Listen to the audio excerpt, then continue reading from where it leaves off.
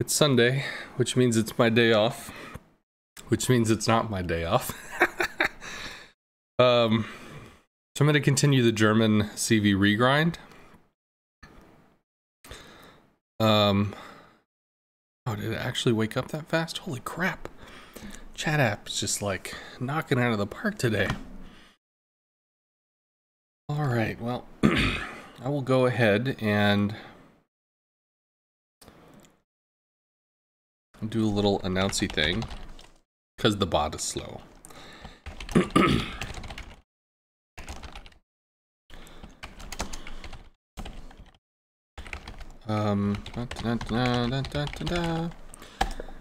Yep, looks good. Alrighty, we will continue doing the thing. Reset. CVs, sure. And what's this? We're on the Visser, which we're at a 73% win rate, which is kind of cool. Hopefully that translates out today. So just to remind everybody, we finished getting the plane upgrades. We're about to get the hull, and then it's the long grind for the 160,000 to get there. Just doing plane upgrades, and then we've got additional attack time on the rockets and health on the rockets, because the rockets can really rip into cruisers pretty significantly. We could put additional health on the bombs, because the bombers interacting with battleships, I mean, battleships are going to have more AA, but I do find that the rockets can really dunk some cruiser at this tier, and I really think that's the most pressure we can get out of this. For the build, more faster, healthier, base 9-point build for every CV. Unfortunately, stealthier is bugged. Do not take it. So after that, I'm not really a big fan of this talent. The plus 3% is silly, really. It just is. If you get 100,000 damage in an addition of 3, like, it's not. But do I care enough to spend 500 doubloons to put it somewhere else? And the answer to that is not really. I don't need sight stab. The secondaries, I mean, technically this is not a bad thing, because the problem with the Visser secondaries is they were horrendously inaccurate. So adding some accuracy to it would be nice. But I'm not taking the secondary module in slot 3. I'm taking the additional attack time because the AA is weak enough that we can loiter in AA a bit to really find that shot. So I'm not diving into secondary stuff. The torpedo damage sucks. It's German. It's not the highlight of the line. Additional bomber speed, flak, like, there's just not a lot of options here that scream pick me. So I'm just going to leave it as is. We've got additional AP damage, we've got quicker arming torps, and then we've got some bonus boost with some patrol fighter upgrades, which, I mean, whatever, it's functional, it's okay. So we've got additional XP and commander experience, and I'm just running some flood flags so that I'm not throwing away mounds and mounds of credits just restocking this crap all the time. And yeah, I'll let that be what it is. So Did you get through the Visser 2 today? Yeah, probably. Typically I do. The first stream, the first regrind streams usually will get me through the tier 4 and then the tier 6. However, the tier 4, it was a shorter stream. I think our viewer count had kind of nosedived because the World of Warships official stream showed up. And I do have to pay attention to viewer count because I am still in the process of applying for partnership. So it's just something I have to keep in the back of my mind. Want to make sure that it stays at a relevant number to keep interest. Hello, Pira. Did she get through too?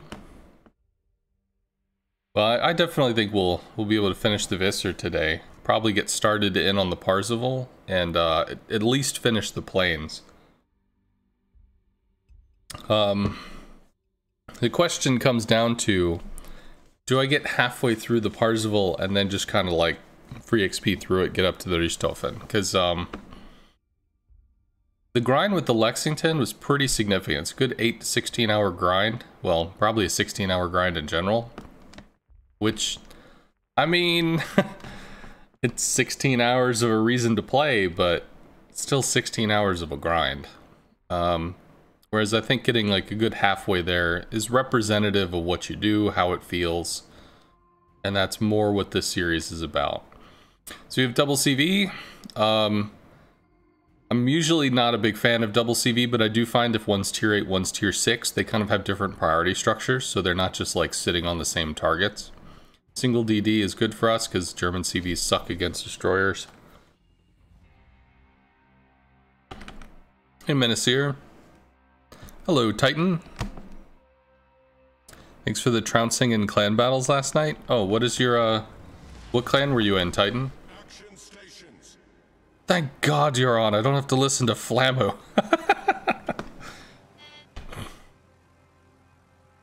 I believe Flammo is an acquired taste. Very talented man. Can be very cynical.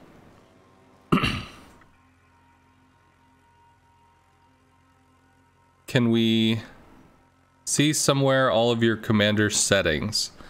So, if you go to the YouTube channel, I uploaded a video which talks about what commander skills you are going to be looking at.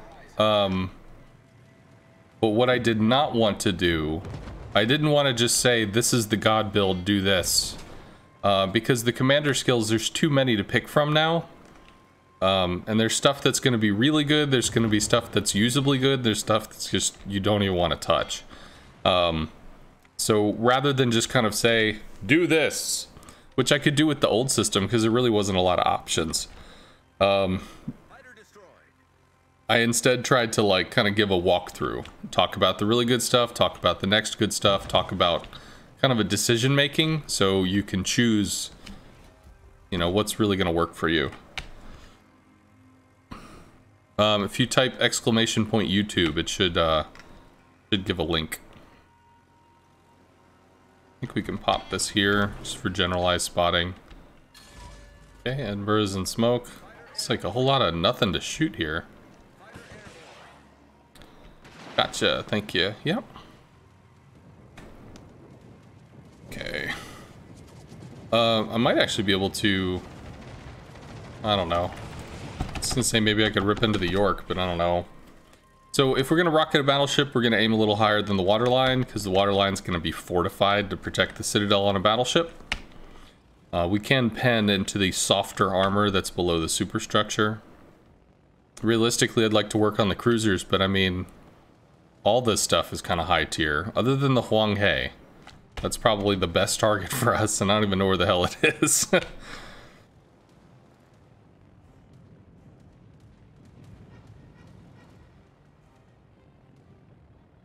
I think I can re-up the fighters for spotting. Surprised I'm not getting shot by the Edinburgh. If that's Sky Day smoke, that's actually going to go down soon. That's why I wasn't shot by the Edinburgh, because he left. Thought makes sense. I think I'm gonna look for the Guy Day.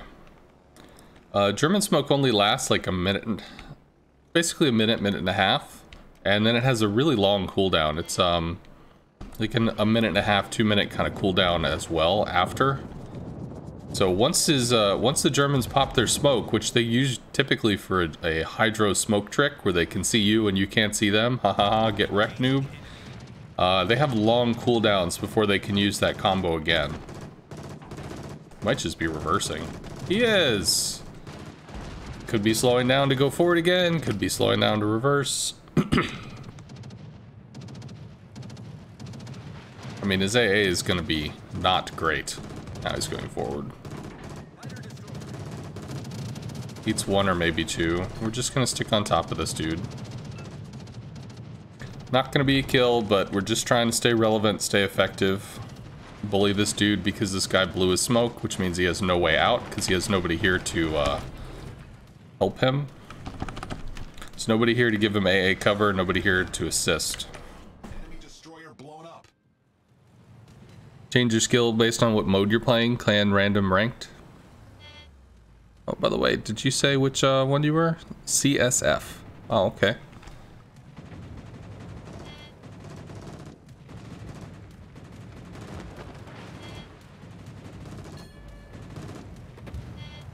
shores. What is the shores? 7? Might get hit. Thinking like, do I drop a fighter for that or no? Haven't used our bombers yet. We could maybe bomb the Tirpitz, potentially the King George, and Edinburgh should still be back there. I don't know, the Huang He is. Can we strike into that? It's only a three plane fighter. Let's pre-drop here. Well, I guess I could just keep this lit. Maybe these guys will take some pot shots. Need to watch this. In fact, I think I need to move because this side is looking like it's backing up. And we can see that our A is 5.2, so pretty easy to keep a Vesser spotted because its AA range is just not enough.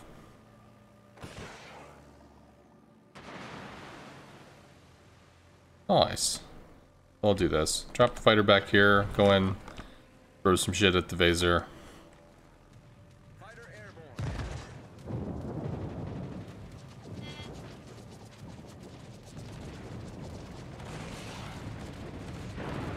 Yeah, I don't think we can Citadel German CVs. Citadel's pretty protected on German stuff in general. Hey, Giliax. We aren't that great, but we have fun and collect as much steel as we can. You were in the Alaska. You and the Georgia were on my side. You and the Georgia were on your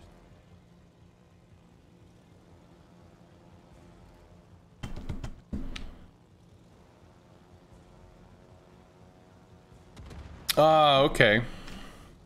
That was probably when I was playing with KSC. We did a super cruiser thing. I was in Alaska. That's where I started the day. Then I played a Nustra Shimmy later. With a other clan. With the KSD sister clan. Can we cut in on this or no? Because we took flak, so we're just losing shit like firecrackers right now. Whatever. It might be a Citadel. Might get lucky. Hey, we did. Can torp into this. King George is, oh my god, where is this dude? Tier 7. So significant AA, especially against what we're gonna bring to the table, but it's not life ending. So we can harass the King George. Parzival actually coming in is probably gonna hurt this dude.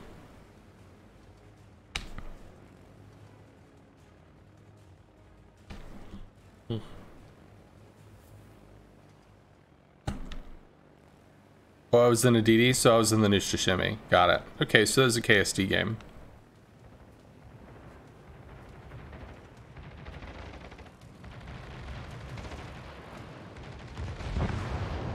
Cool. Alright, so that's done. I'll drop a fighter just for spotting over here in case these guys shoot. I don't really want to dive in on a Tallinn, but at the same time, what else am I going to attack? So, I could pre-drop here. Wouldn't be a bad idea. Just pop an engine boost, I'll go for the Tallinn. Won't be a kill, because the damage output is pretty not great. But if we get 2 torps into him, it's going to be pretty significant. Now it might be a kill.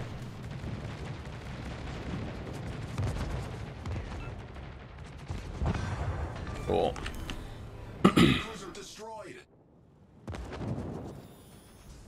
Yeah. Alright, Edinburgh's cut off, Huang He's cut off. Can definitely start to move in now. Or rather, they're isolated, not cut off. Why is my avatar Vash the Stampede? Because I guess you could say Ash the CV.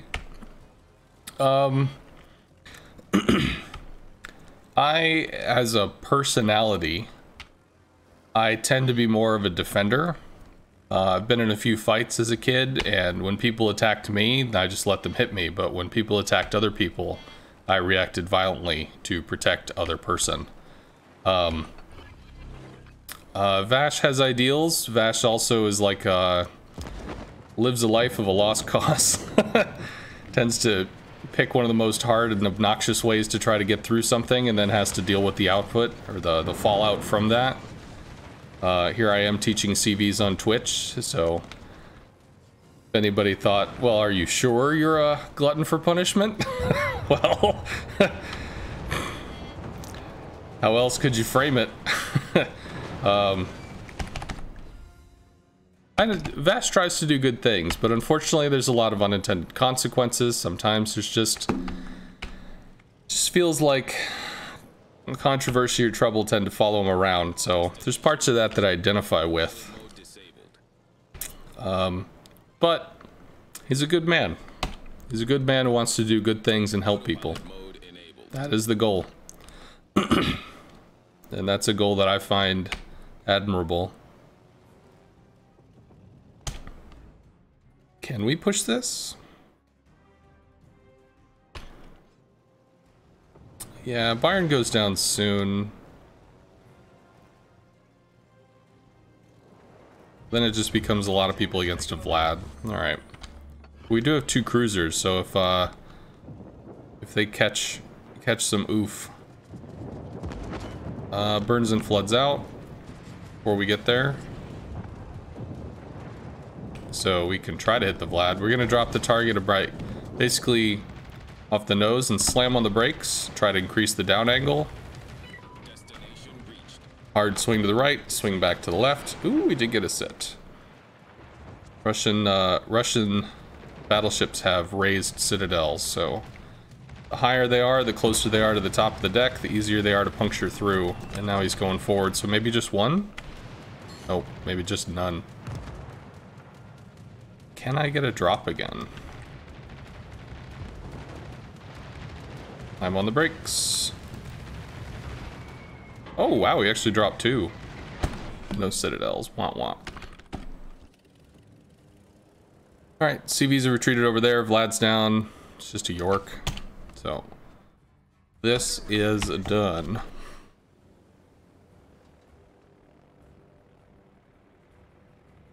Did you feel the weekend? Did I feel the weekend player? No, I've been okay. I think I had the most frustration last week when I started the German CV line and we were playing the Rhine, and it's like, in order to kill stuff, I need to get citadels. And these cruisers either don't have citadels or they turn so sharply that it's extremely hard for me to get them if the cruiser player is awake. There was some frustration happening on the first session of the German CV regrind.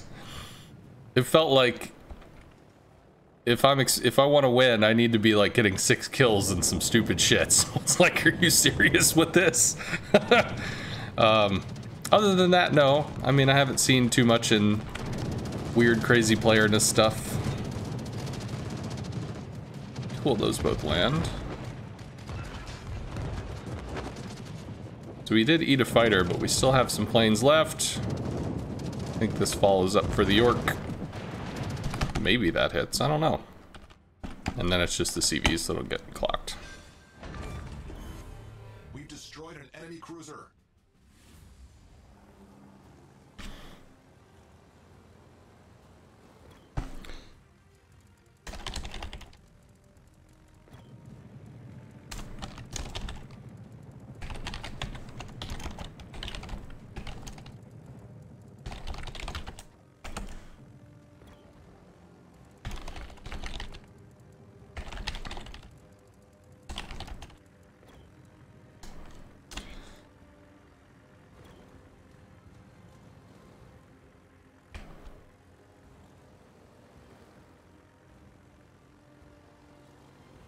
Destination reached. Autopilot mode disabled.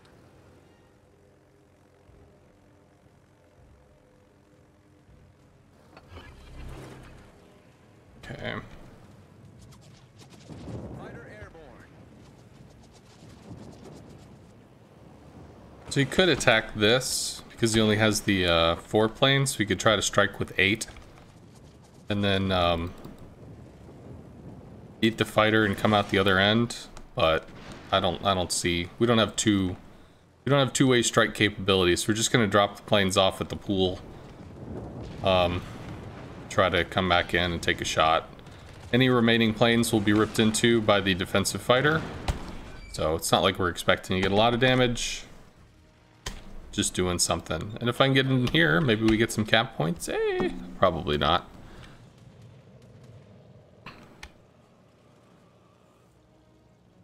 Early morning salt farming. Not really a salt farmer. It's not really my gig. It's actually one of the reasons why I quit playing EVE. I liked EVE Online, but a lot of people play EVE Online just to fuck other people over, and it's not really my gig. As I stated earlier, I'm more of a defender type than I am an aggressive type. Try to help people more than I try to hurt them. Might get a kill here. Could happen. Might be a thing. Might not be a thing too. Nope. We could have been a contender. I mean, if you play CVs, you're gonna farm salt no matter what. Yeah. Not why I play them. Alrighty, so I think we have enough to get the hull upgrade, and then it's the 160,000 XP sprint to the tier 8. Which is also thought of as the long slog. Alrighty, so, yeah, I guess we just, we're gonna do the thing now. Alrighty.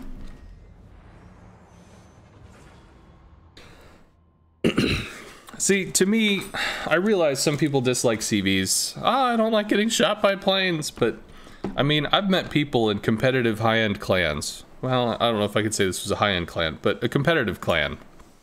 That he would get mad if somebody shot at him. He would get mad if a surface ship shot at him. He'd get mad if there were torpedoes that were thrown in his way. Like, he would get really upset and take it personal that somebody shot at him in a game where boats shoot at each other. So, didn't make any sense to me. Tried to reason with him. Didn't seem to give a shit. He always took it personal, so he just raged all the time. So I just stopped playing with him. Because, it seemed like it was a waste of time. So, I mean, some people are gonna get pissed off. Oh, I got shot by a battleship. It's such bullshit. Rawr. Whatever. Oh, I got farmed by a cruiser. It's such bullshit. Rawr. Oh, I got torped by a DD. It's such bullshit. I mean, like, what are you gonna do?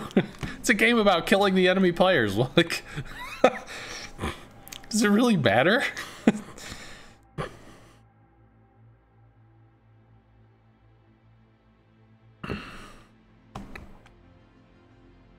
What nation do you think will be the next CV? You're betting on French? I've heard a lot of people say they're betting on French CVs, so I don't know exactly why that is, but I think I heard somebody say that the French actually had carriers. So because they actually had carriers, then maybe that's the reason why. Some people talk about Russian CVs, but whenever they do, it's more of a meme. They're talking about how, like, nuclear-powered space tech with lasers and shit will somehow enter in this, and the CV, Russian CV will be God. Which, of course, is bullshit, but, I mean, it's a fun meme. It's a constant and kind of annoying meme. But, actually, fun thing, Russian players, I believe, think that French ships are overpowered. Whereas, US players tend to say that Russian ships are OP.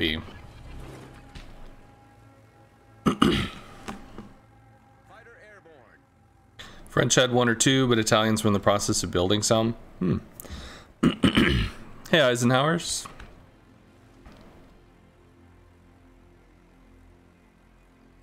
People think MOBAs are toxic. You're like, have you played WoWs? I don't think WoWs has anything on World of Tanks. World of Tanks, I mean, I haven't spent a lot of time there, but World of Tanks was pretty salty. So you get to see the men's. Akazuki's AA is not a joke. That's because she's already a gunboat, so she kind of wants to augment the pew-pews. Is there anything we can hit? Cropch Bay, we can't Citadel. That just leaves the Devonshire. And, well, DDs, so... Anshin probably gets murdered.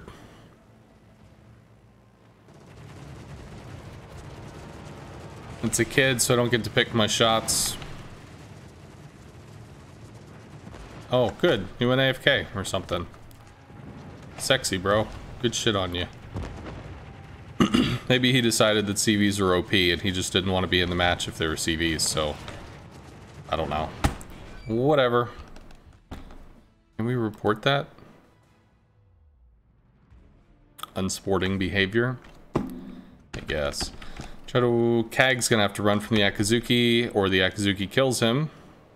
Case in point. Dead.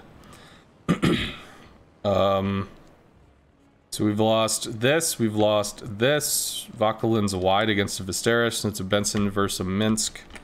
They're doing the smoke dance, so a whole bunch of nothing there. I need support. Yeah. Bruh, I need your help, friend. I need support. I'm gonna try to spot this Akazuki. Maybe the Leander can take some shots. Shit, he is in smoke. Son of a bitch. What did he kill? Kill the Kag? That's a minute and a half, so... Who knows, man?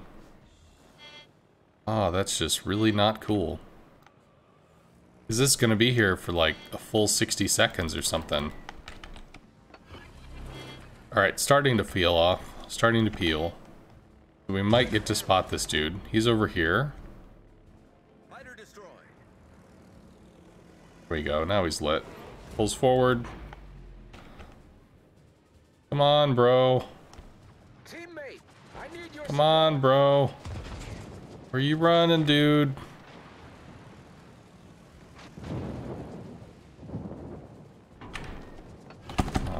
Just shoot the guy, for God's sake. Fighter airborne.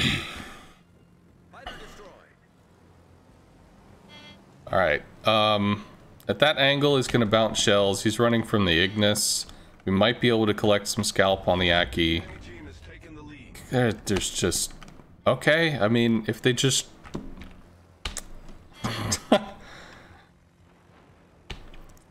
3DDs just lit themselves on fire. Just, fuck this shit, I'm out. And gone.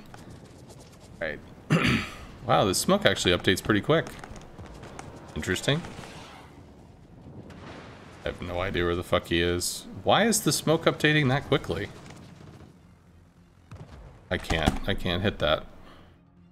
Ignis. Maybe we can bomb this. Maybe. This is not looking good for the home team, folks. You have Midway. What next CV should you get? You're thinking about Japanese or Germans. I would recommend the Japanese line for your second line. Japanese line is also kind of universal. It can deal with a lot of situations. But it is more advanced than the US line. And then after that is when you can start looking into British or Germans, because those are more hyper specialized. They're very strong against specific ships or specific things. But they're very weak against not those specific things. There's a Nelson. Come on, planes. Slam on the brakes. Probably gonna be okay. Single sit, not great, but it's something. Akazuki is not shooting us. Nope, he is shooting us. I just didn't pay attention. Can we maybe? Fine. The enemy is about to win. Kid is farming this guy? From back there? What? Jesus. Well, the good news is we'll probably get pointed out. Then we can be on to the next one, because this one's pretty done.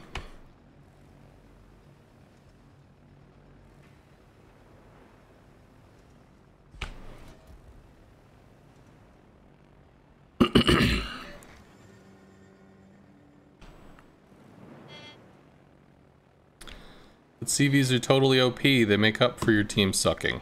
Nah. Turns out that's just a forum meme.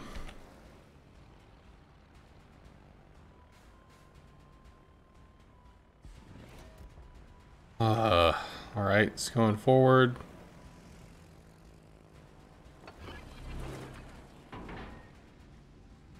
It's got to have left smoke by that point, yeah? How is he shooting? Whatever. Who gives a shit? We could try to rocket the Viserys. It's very high health. We could try to bomb the Nelson for great justice. Whatever. Autopilot mode enabled. It's time to run away. Fighter destroy. Drag it out, be obnoxious. Ooh, Leander gets to take C. That's cool. And if I get citadels into the Nelson through torp damage into the citadel, or, well, straight up citadels, then that's going to reduce his ability to super heal. So even though this game is done, worked out pretty well. Cool. Nice line. Hopefully we can do that again. Might be taking shots from the North Carolina right now. Nope, just the Nelson. Oh, he's reversing? Okay. I mean, the Nelson was going forward, but I guess not anymore.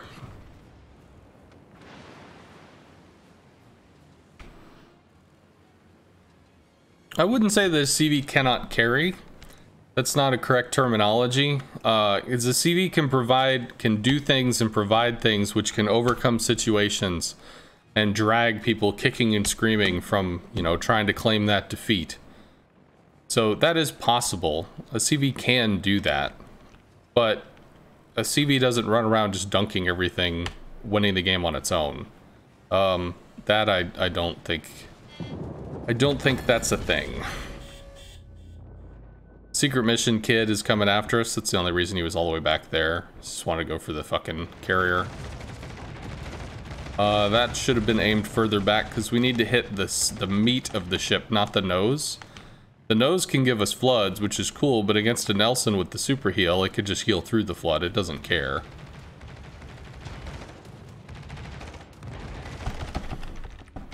Autopilot mode disabled. Can just somebody die so we can be done with this? And I guess I can just throw the carrier away. I think 65 points, that'd finish it out.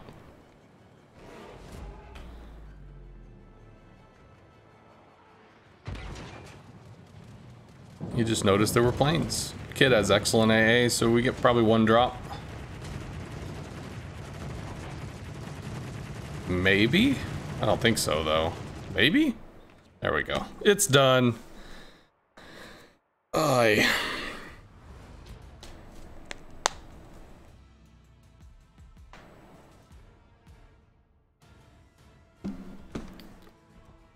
.1 made DDs important again on the levels that where at launch if your team has bad DDs you're 90% guaranteed to lose.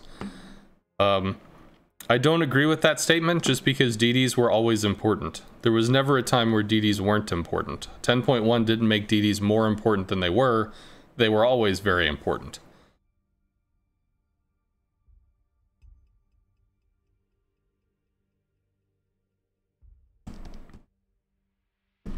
Hey newbie, it's good to see you in clan battles. I'm glad we won. I was hoping that we'd be able to beat you. GG, sir. I was really surprised I was able to clip your battleship with I think 3 torps. That worked out pretty well. I saw him moving forward with RPF and I was kind of confused by it. I thought maybe it was a Mogador looking to push up a position or whatever, but no, it was a battleship. Yep, there he is.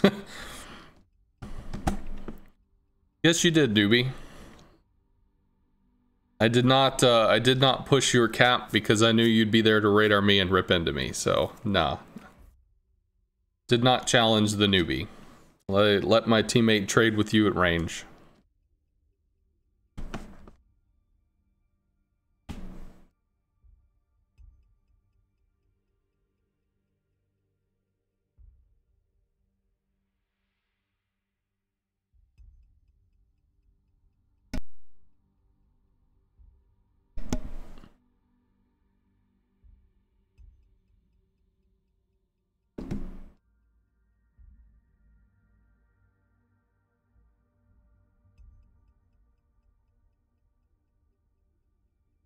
You just got the Langley.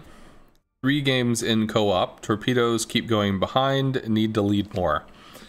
Yeah, so this is kind of a way to understand how to lead torpedoes. So you've got your ship, your enemy ship that you're going at, and your enemy ship is going forward. Let's make this bigger. It's going forward at whatever decent speed. So your torpedo planes, you're going to be picking a line where we'll do something like this. Why would you pick this line? Because in the US stuff, your stuff is going to go 35 knots. Often cruisers will go about 30-ish, 30 to 35 knots. So as soon as this drops in the water, if we think about this in terms of like a right angle triangle, you've got basically this. Or if they're going a little slower, it's like this. If they're going a little faster, it's like this. This is basically what you're looking for. So in this case, if we drop on this line, it comes active right as this comes here, then this guy's going to move forward. While this is coming forward, this guy's moving forward. So it's going to roughly hit around the nose or maybe slightly behind. So if you try to look at it as a right angle triangle, you can visualize where it might hit on the ship that you're trying to drop.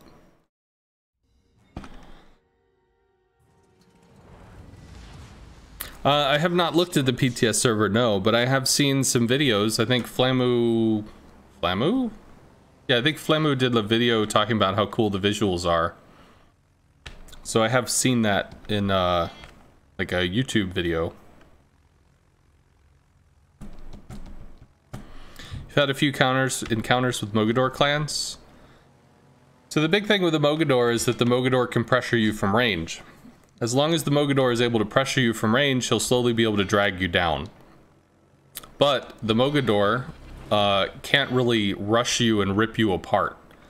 Unless there's some kind of island cover or something so that they can make the long push all the way into you to get, rip you apart with torps.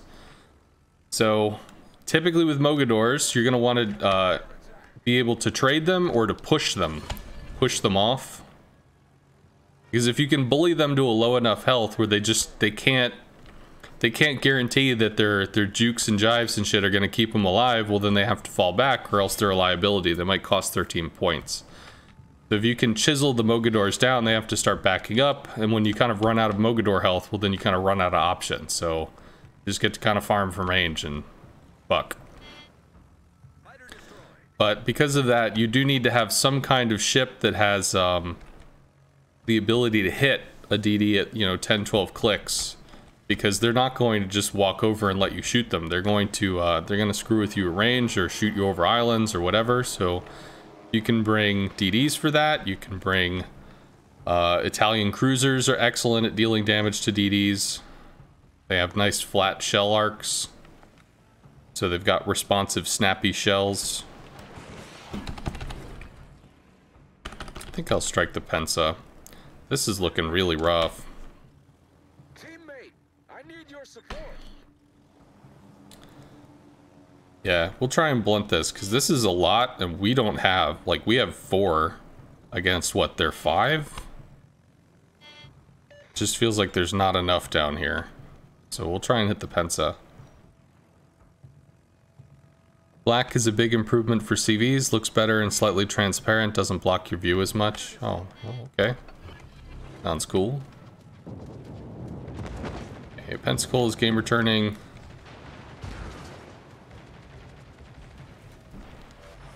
Maybe he's trying to go for the smoke. Too high. Worked out. You lose those to the fighter. It's fine. Cavour, I think we could work on that with bombs. Pensa probably goes down.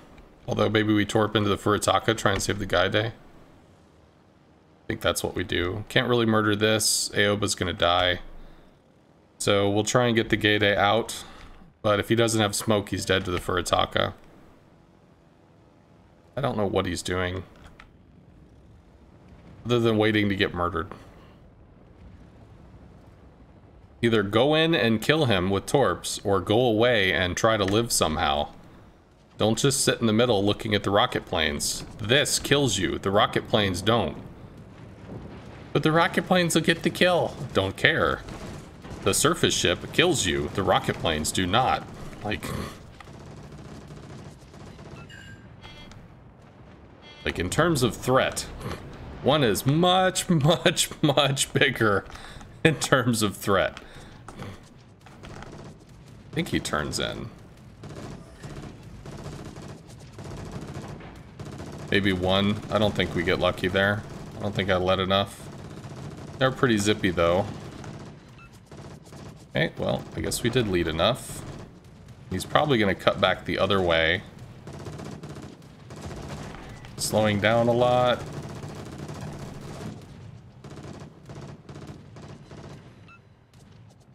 Ooh, we might get this. Can we? Can we? Dare we dream? Maybe. Take the bombs for the Cavour. Cool. Worked out really well. Let's see if we can do something about this.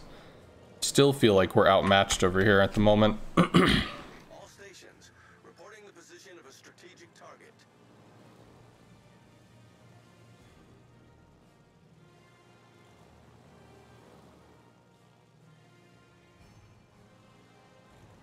Nice work.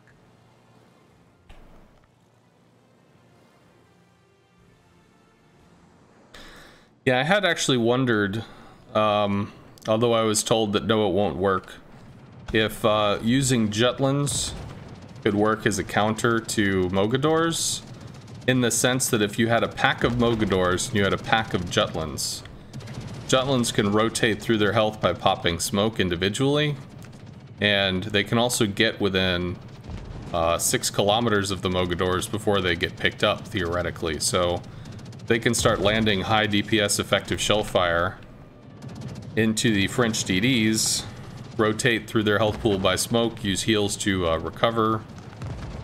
But I think the effective health on a Mogador, just because of its extreme saturation damage reduction, is it's just too much.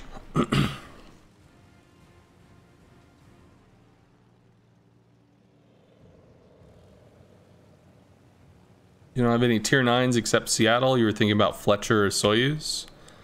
Russian battleships have fallen out of favor compared to where they used to be. But they're still good at what they did. They're very strong in bow-in positions. They're extremely weak to flanks. And I think their gun accuracy has been tweaked so that it's not quite so bullseye-ish. The enemy team has taken the lead. Alright, so we should definitely get this. I think we got more than a few citadels on this dude from the prior drops. He's probably dead. We can go on the New York. Well, the game's not over because we're still in a really bad position map-wise. That's why I don't like that emote thing. Good game, people. Whatever. New York needs to go down. There's still a bunch of crazy shit over here. I could try to torp into the Icarus. Probably be better to work on the Fuso. All stations, reporting the position of a strategic target. Yeah, Ranger needs to focus on that Icarus, I agree.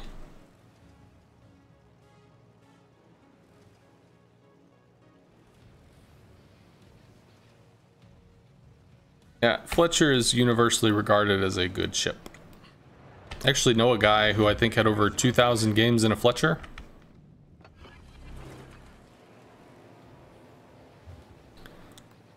New Mexico, he's at half. Fuso is not. Fuso is CAG. CAG does know how to play in general, so it's worth looking at.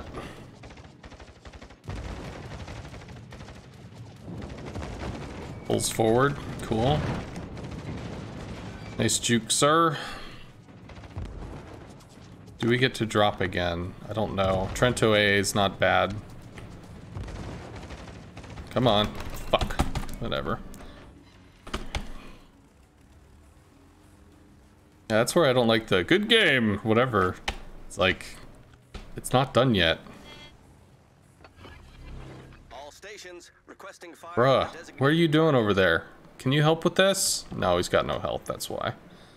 Destination reached. I see. I get it. I understand.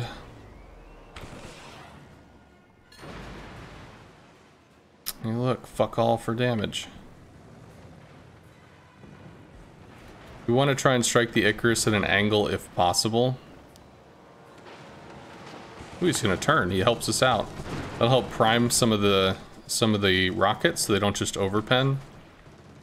And I think the Ranger gets out here. Drop a fighter, maybe keep him lit. Can we get some kind of sideswipe on this? Maybe. Cool. Alright, so the Cavor is hopefully... Oh my god, nobody's taken a cap this whole game. Nope, he's dead. Alright. How hurt are the enemy CVs? The enemy is about to win.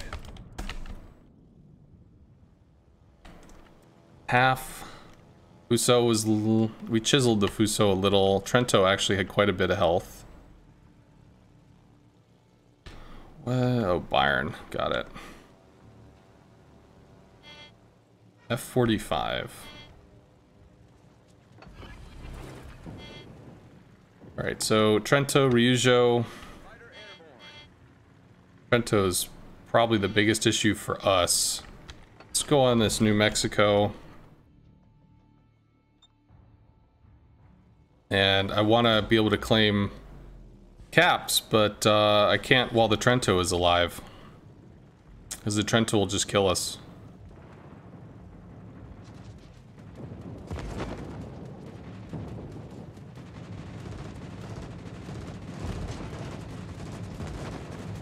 Slam on the brakes. Maybe we get lucky there. We did not. Ooh, that worked out. We can bomb the Fuso. We have to keep pulling back because of the Trento. I don't think I can broadside there. Then we have to try to rocket the Trento somehow, but then we also have to get fucking cap, which means I actually have to be pushing the cap. Fuck. There's the Trento. You get 2 sits into the Fuso. Be nice if we could keep working on that. Sucks that he's hiding at the edge of the fucking map. Bruh. Teammate, I need your support. Whatever. I'm just gonna start swinging for this, because if I don't get it, then we lose. So we have to get it. It is a requirement. Up the engine boost, maybe. Can we swing on this? Nope.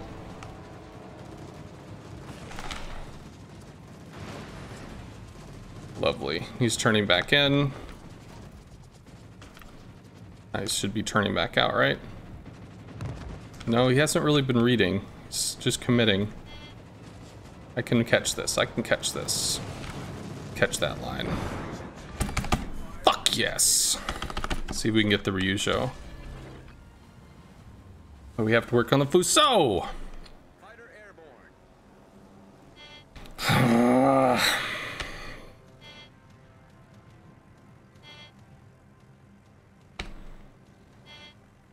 Where's the Ryujo? Because the Ryujo was low. Fuso is also super low. He's going for the Fuso. Might get dunked by long range shots. I don't know. I have to find this damn CV. There's the Lowenhart. Come on, come on, come on, come on. Fuck is the Ryujo? Where did he go?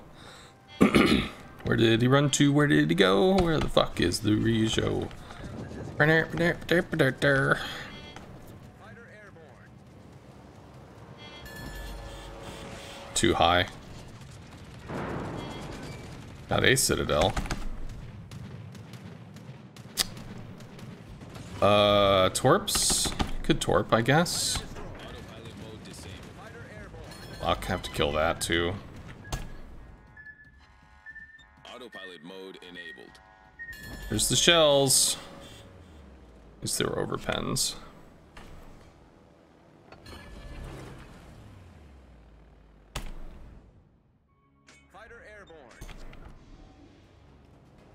Come on, dude. Come on, dude. Fuck, man. Really? Why?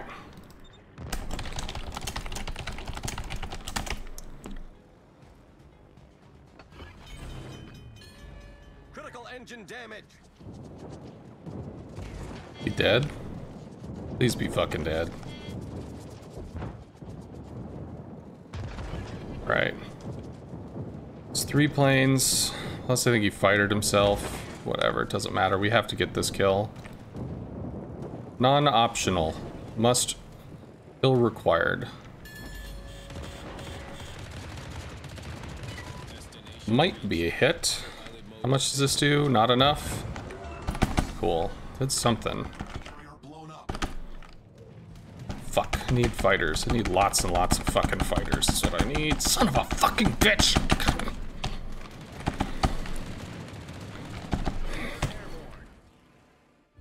Autopilot mode enabled. Whatever. We'll just do this.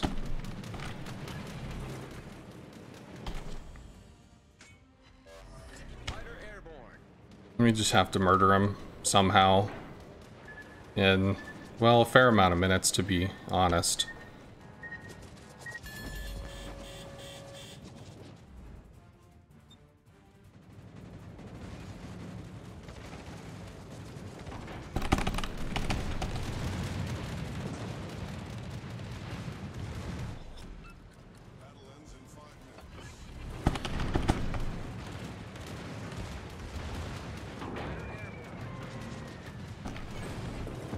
They're dead.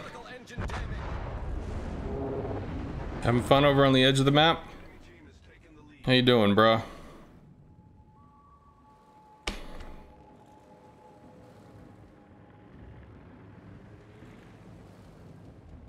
Oh, I needed to go in there and draw all those fighters.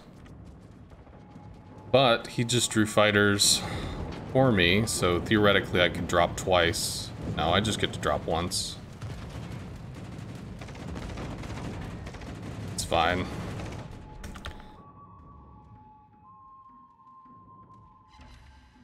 $12K, 27. Looking good for the home team. 4 minutes though.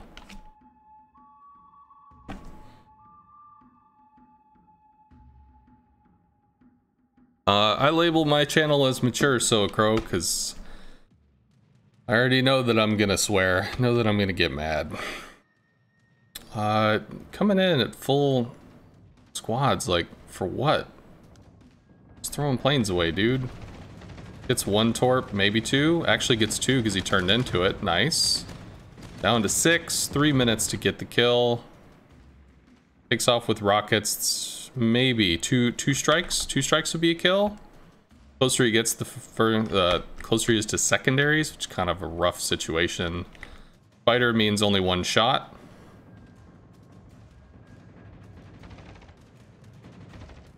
Just shoot recall. Oh, good. Okay. Get off the edge of the map!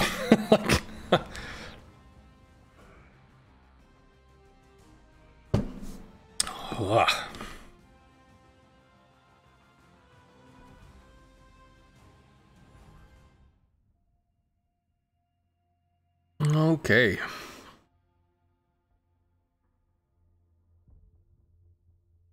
I'll be honest, Dippy Lippy, I almost never try to ram in a CV. And when I say almost, I really mean just about damn near never, because CVs are extremely not maneuverable.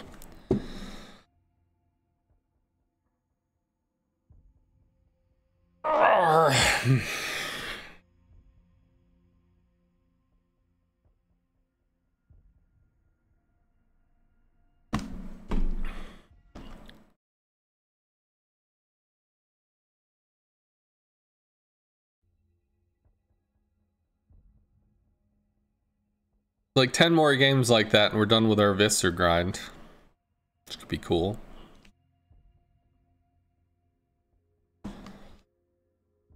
I am glad we got that Trento. I didn't know how that was going to work out.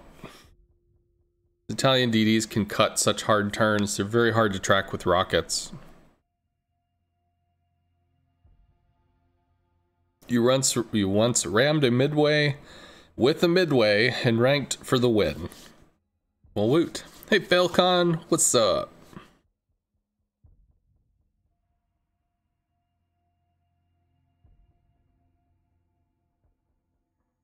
Right.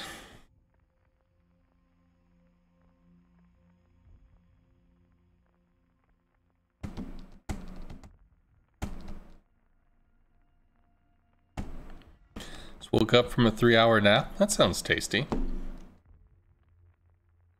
Naps are nice. Double CV again. Kag's on our team now.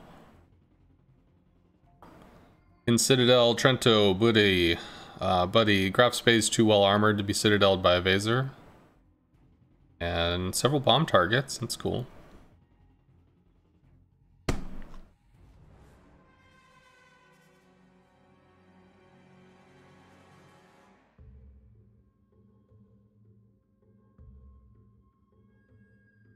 Vaser on same tier as bullying?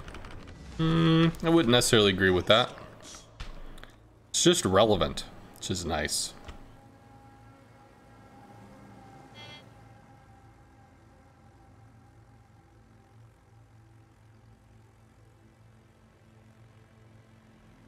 Well, the thing is, Mr. Slithers, there's a percentage amount of time where you'll be top tier, a percentage amount of time where you'll be bottom tier, and a percentage amount of time where it'll be in between. But that's per the tier you play. So if you only play tier 6 as a CV, over the course of 20 matches, 40% of those matches will be top tier, 40% of them will be bottom tier, 20% will be in between. Because that's just how the matchmaker works. Maybe we can do this? Lose 2 planes, shoot with 2 planes. Too high. Worked out. Still too high. I think we can cut back in on this though. Cut ender in the attack animation. Too low, but he swings in? Nah, it's too low. Too high, too low, too up, too down. Not good.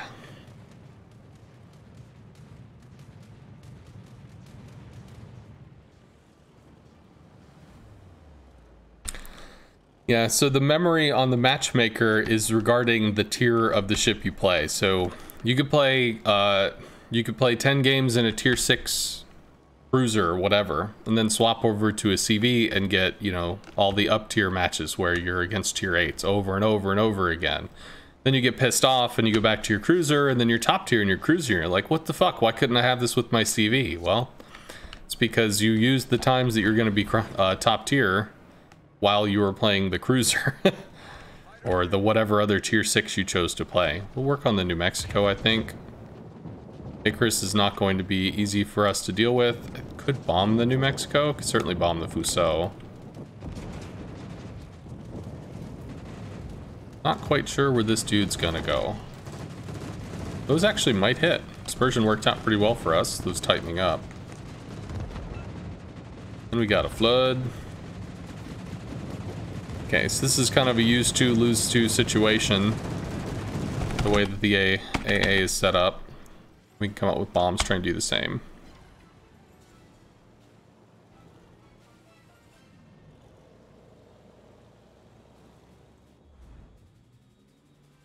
Autopilot mode enabled.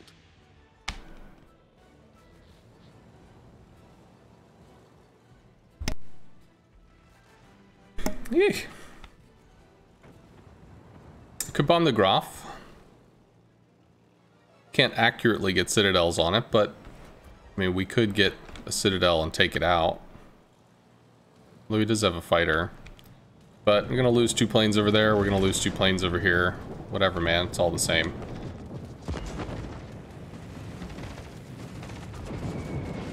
Maybe nope, too low. Both decided to track on top of each other. Right, so we should be able to drop again. Slides in. That one catches. Fuck, wasn't a citadel. Whap whap. I think I'll bomb the Fuso. How is this Graf not dead? Graf's really resilient, little bastards. They've got Nasty, nasty amounts of healing.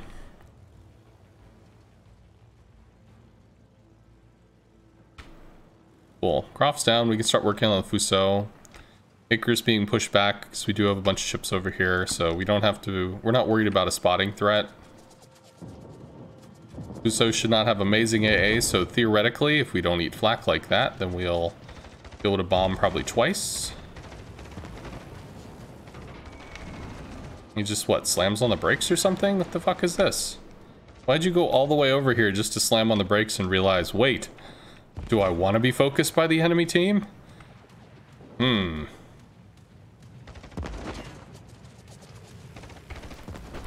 Shit. Well, whatever. And that missed? That's too bad. Alright, well, Fuso's committing seppuku. Icarus is in smoke. This already looks really bad for them. We've claimed a lot of spaces and they're kind of hiding.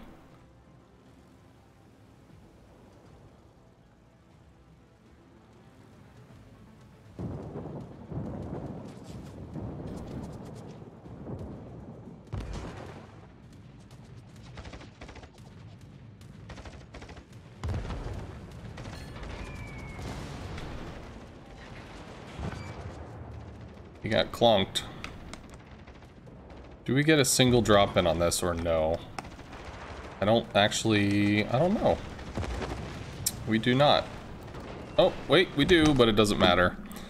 It's like, it's a Fuso. Its AA is not great. Maybe we can come up with the single plane? Maybe?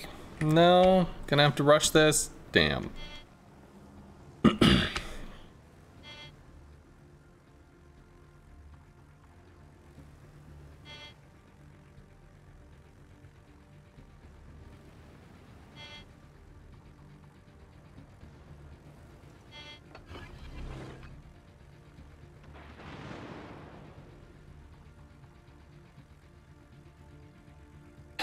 Okay. Not really sure what the Icarus is doing unless he like pencil torped the Fuso or something.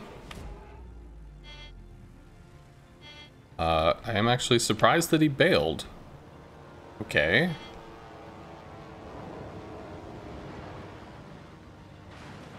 Which is exactly what he did. He pencil torped the Fuso. Could work on the New Mexico. Don't know what's going on with the Bayern. Maybe we could deal with a Budinoy. I think at the moment I'm just going to try to work on this Icarus because the Icarus seems to know what he's doing.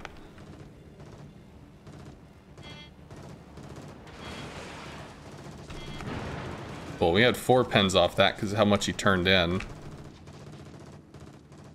Can we slam on the brakes and wrench this over like late? No. Just trying to cut distance to get the reticle on target. Well, pretty soon this dude's going to get out. But he paid a price for killing the Fuso, which is at least something useful. You gonna turn in again? Not turning that time. 3 over pens, big difference. This one I can cut on.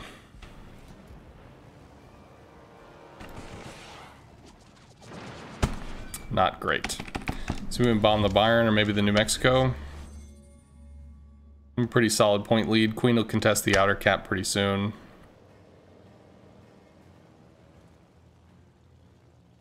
Did I ever play Miyogi, the Japanese battleship tier 4? No, I don't think so. I haven't really played the Japanese battleship line. Although I might enjoy it. I mean, the shells seem faster than slow, which is usually my condition for enjoying a surface ship. Or at least being able to get close enough to where when I shoot at somebody, it doesn't feel like I'm trying to figure out like the arc of a shell. Can we bomb the buddy? I don't know if we can. Be nice if somebody just murdered it there, then I wouldn't have to worry about it, but no. Buddy's gonna hard turn. Maybe. Maybe. There we go. Go away, sir. Leave me alone. Icarus is continuing to shark around. People can't really lay a finger on him. But he's playing super far back.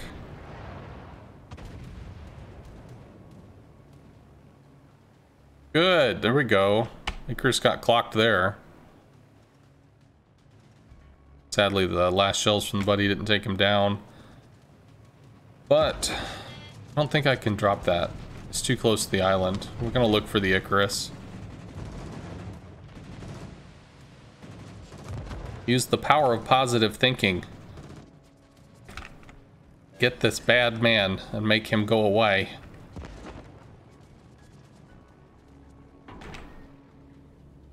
What is that dispersion?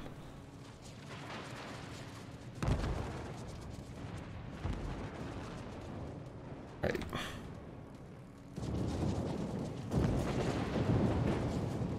Might get lucky, but probably not. What is this dispersion?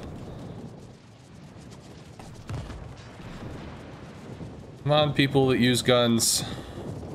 Use guns and do something with them. Whatever. Can bomb the Byron now that we have bombs back. And we win by points because we're actually holding the center.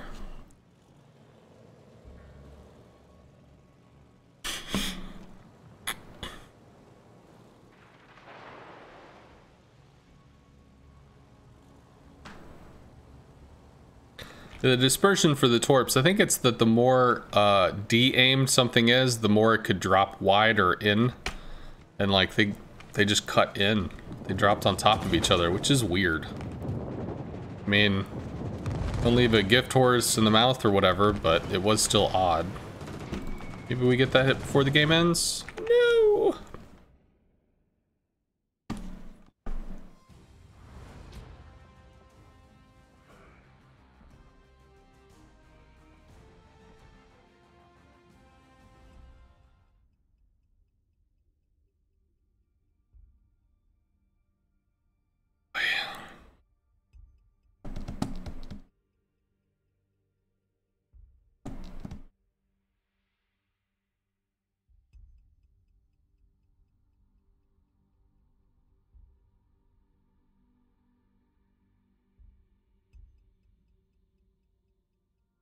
You are always amazed how German pilots calculate the bombs so that they can do everything but hit.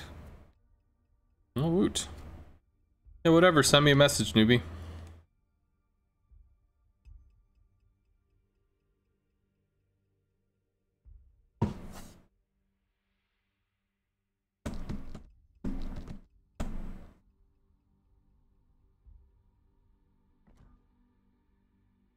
Shows you're in battle.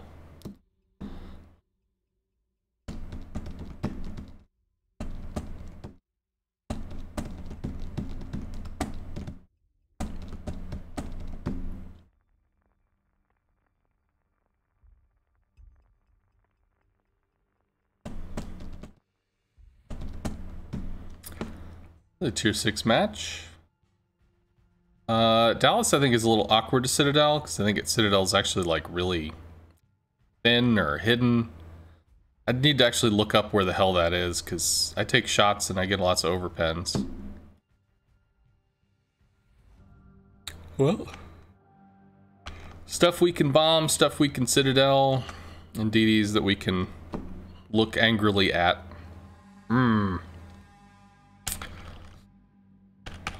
Come on! Action stations. Autopilot mode enabled. Good luck and fair seas. It's the Shikaku rocket plane aiming reticle from the old days before Ward Gaming did the board side change. Seems really accurate. I think you're saying is the Shikaku's rocket plane aiming reticle? The Shikaku got the old, so the Shikaku used to aim in a circle. British would have a wide circle, Japanese would have a small circle, so they could strike from any direction. And the US rocket planes had the horizontal dispersion, the broadside dispersion. So the Lexington had it had Tiny Tims, but nobody used the Tiny Tims because the HVARs were just fucking brutal. Because of that reticle they had, you could tighten it up and you could slam a DD for like 9k. Well, the Shikaku got that reticle in the reticle rework. So when they changed all that stuff, they gifted the Shikaku the Lexington's old one, and they made the Lexington's new reticle more like the Midway, where it's just kind of this cartoonishly large oval that you wonder why in the hell they're using this. So nobody used the HVARs on the Midway because the reticle sucked. Well, they gave the Lexington a Midway-like reticle. They actually changed it, I think. Initially, the one they gave it during the reticle rework was so bad that they kind of altered it back again. You shooting at me? Yeah, I guess so. Cool. To really slow shells. Whiff. So they kind of gave the Lexington more of a middle ground than what it had, but the Shikaku getting the old Lexington reticle now has the ability to beat the shit out of DDs if it lands all the torps and stuff, or rockets rather. If we can push the Aoba into the open water, people can farmering it. He might be too close to the island. There's a little DD. Hey, little DD. Goes dark soon? Unless he shoots. Well, so the Aoba is pushing forward. Has a fighter plane, which will kill the remaining planes after this drop. Use 2, lose 2. This might do okay. And bombs? Bombs for the Fuso. Just the one. But I mean, he's out of smoke, so theoretically they should be able to farm this guy down before he gets safe. Not really sure what the Nevny was trying to do by smoking over by the island. Maybe he just got scared because he saw planes. But the Aoba was outside of the smoke. And I think he might actually just be spotting himself because he's shooting. And he's too close to the T-61, so he's lighting himself in smoke. I should have fightered him. I was watching the drama unfolding on the screen. There's the Nevny, realizing that whatever the hell he's trying to do at sea is not working. One bomb?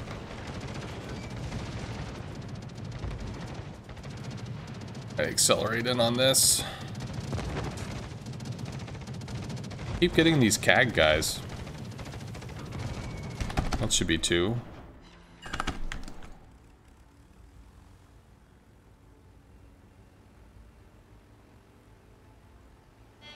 Dallas, maybe?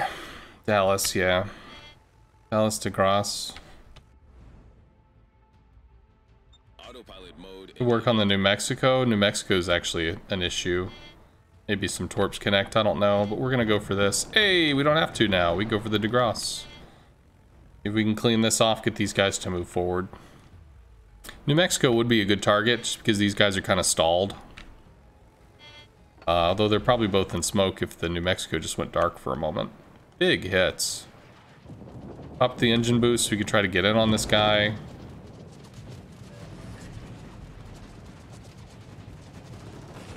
Maybe? He did. What fighter plane was that? It's the DeGrasse, so it just bails because the host ship is gone.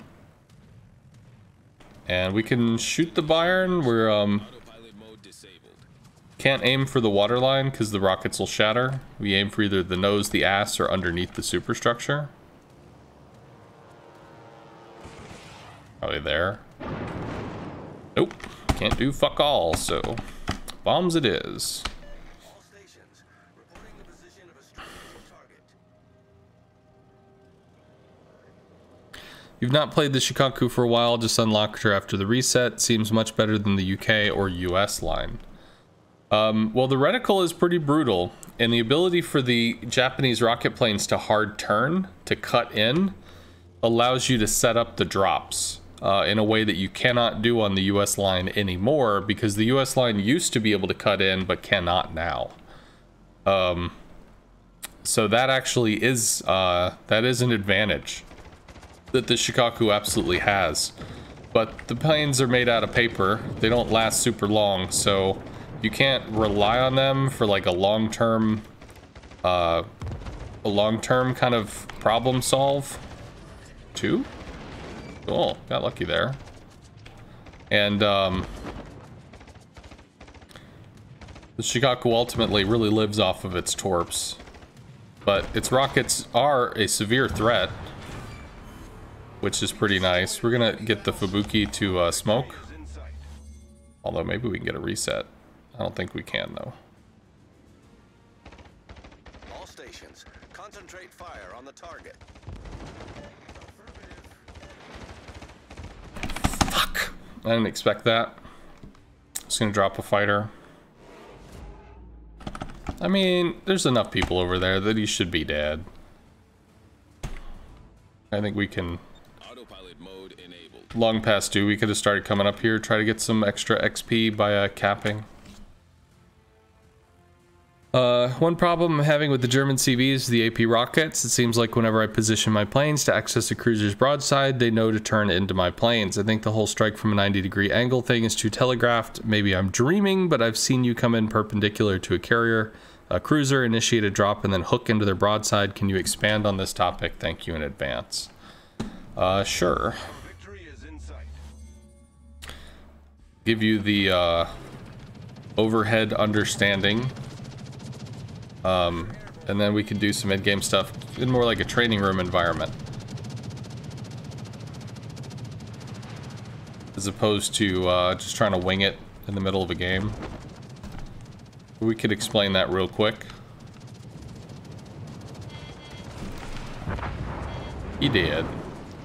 Well, we already tried taking rocket shots at a battleship and seeing how worthless that was, so we're just not even gonna do it. We'll come back out with the bombs and bomb the stuff. Seems Axis gets poor selections. This is the Axis and Allies thing. No radar and poor AA ships. Also only the Japanese CV. Oh. Yeah, I don't know. Axis versus Allies or whatever is I mean, ultimately, it's just there for fun, right? And to be fair, the Axis powers did not win. So, there is that.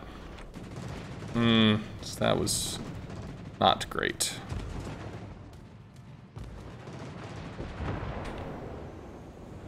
You just AFK? He's AFK.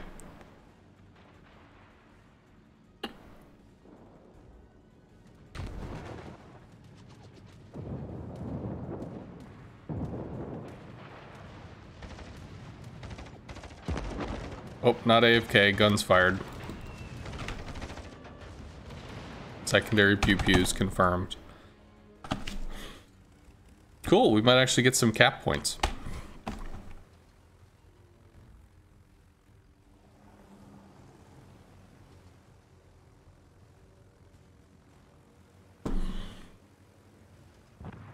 He goes down.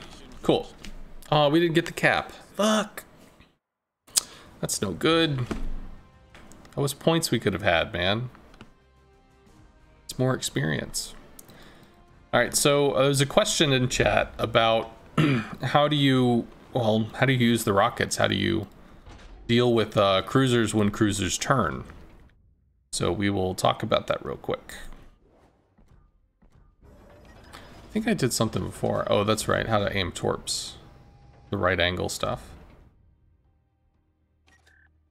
That'd be good if I was an animator, could animate something that showed the drop and the torps colliding and the right angle. I just need to like pay an artist to do work for me. And there's a free thing in the Italian line, right? Free thing in the armory that's buried all the way at the bottom where you'd never think to look.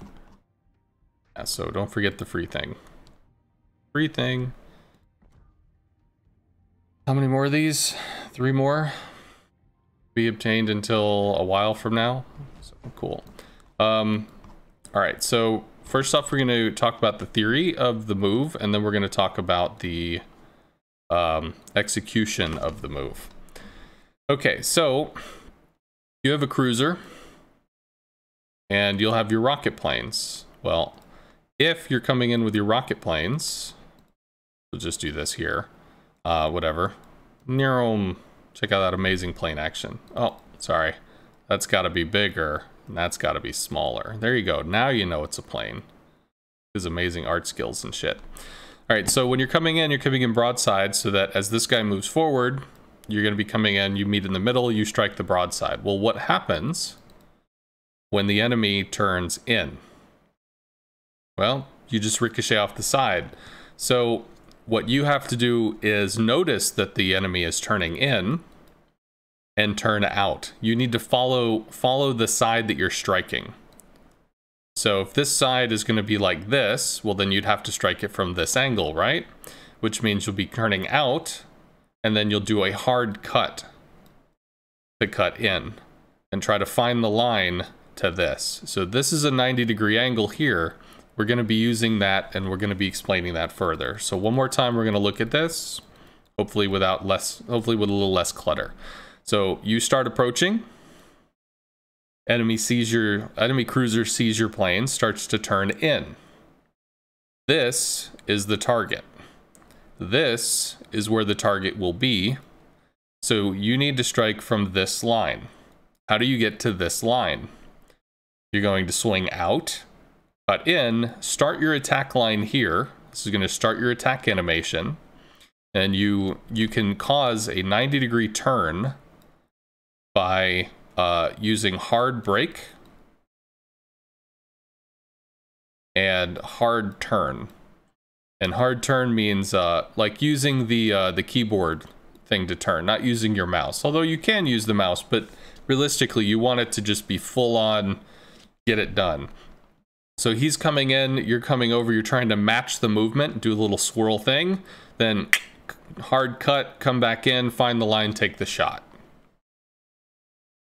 Okay, so let's go back. What if, come on. What if the enemy instead is trying to cut out? Well, once again, read your target. Where is your target going? This is going to end up being down here. Okay, so you're going to accelerate to try to match the speed, because a ship can outturn planes. People will say, well, planes are really fast. They can...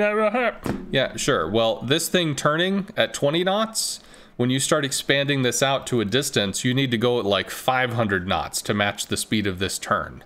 Or you have to come in closer, and then maybe this is 200 knots or 150 knots. The closer you are, the more you're just bathing in their AA while you're trying to follow the turn to come in. But we see that the turn is happening. He's turning out. This is going to be where the target area is. We have to come in from this line. How do we do this? We're going to accelerate. So we'll put some extra speed here. We're going to keep trying to outburn the setup until we can get to a situation where we've now outmoved his turn. And then we again cut into this hard 90-degree attack strike so that we can ride the line to catch the citadel. So turning in, we're going to come up here, perform the 90-degree cut, and then come in. Turning out, we're going to hard accelerate, try and catch, and then swing in to catch it at the end of it. And then there's the last version of this, which rather than replace all this, we'll just redo it, because I wrote a whole bunch of stuff and I don't want to make it all go away. So essentially what we're talking about is if the cruisers turn in, well, they get wrecked. If the cruisers turn out, they get wrecked. Well, if the cruisers go straight, they get wrecked. So what does a cruiser do? Well, a cruiser can S-turn, which means they can do this. As soon as they start cutting in, the CV pilot has to recognize, he's turning in, I have to maneuver for that. The CV starts to swing out. But the cruiser then turns back in. So now that the CV is positioned to swing out, the CV either has to abort the strike, come back in, try to refine the line, etc., or they just come in and try to see if they can catch it anyway. So some of the best stuff that you can do against the CV pilot is, or the German CV pilot, is doing the S-curve, where you can fake a turn in but then cut back out, or fake a turn out but then cut back in. And because they have to move to set up the shot, they actually move into a position that makes the follow-up, or the following turn, destroy the shot effectively. Now, this is all against moving targets. If a target is stationary, if a target is locked in a position, because there's possibilities of gunfire and yada yada, your teammates can kill them if they move, well, then they're probably going to take a lot of rockets and they're probably going to hate life. But, you know, that's the power of teamwork. That's you working together with your team to get somebody dead. All right, so now we're going to go to a training room and we're going to look at what this looks like. And because the Weser is, well, the highest German ship that I have at the moment, that is what we will use.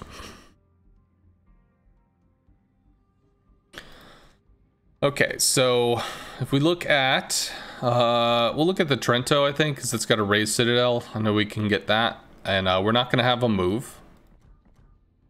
So we'll just give ourselves a few things to shoot at, hop into the training room. And for the training room, this is Ocean, set on armor test. It's one of the options for what version or what type. Do you want to play domination? Do you want to play epicenter? Do you want to play armor test? And armor test, people just line up close to you so you can come over and shoot them or do the thing.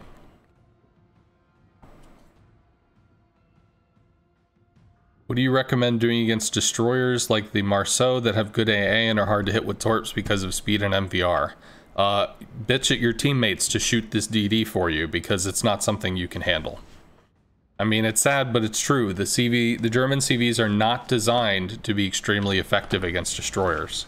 So, can you torp them? Sure, if they want to be torped. But if the DD doesn't want to be torped and is moving, or is not in a situation where pressure from enemy ships, or like, oh shit, there's torps and they have to like angle to them, whatever. Okay, so in this case, I'm going to talk about something else. So let's go back to the little whiteboard here. Oh, cool. Well, we're still on that. So, all right. So we'll look at a clock. How do we turn the reticle? All right. So if we have 12 up here and we have 9 over here, we can pretend that we're using a clock face in how we turn the reticle. So we've got our rocket reticle, say here. And then we have an enemy ship over here. Well, this is probably not actually too correct. So theoretically, if we could stop our planes on a dime, just stop dead center, just ram onto the brakes, and as we're falling, because the planes can't stop, otherwise they'd fall. While we're falling, we could just turn 90 degrees, then we could swing this right onto the enemy ship, and we could take the shot. Because if we're not moving, this reticle is just as far as it is, that's our shot, right? Well, planes don't stop. Planes are going to keep moving forward. So if we already know this is a 90-degree turn, but we can't stop the planes, then we need to instead start our attack lower. Because as we're turning, we're going to keep pushing forward.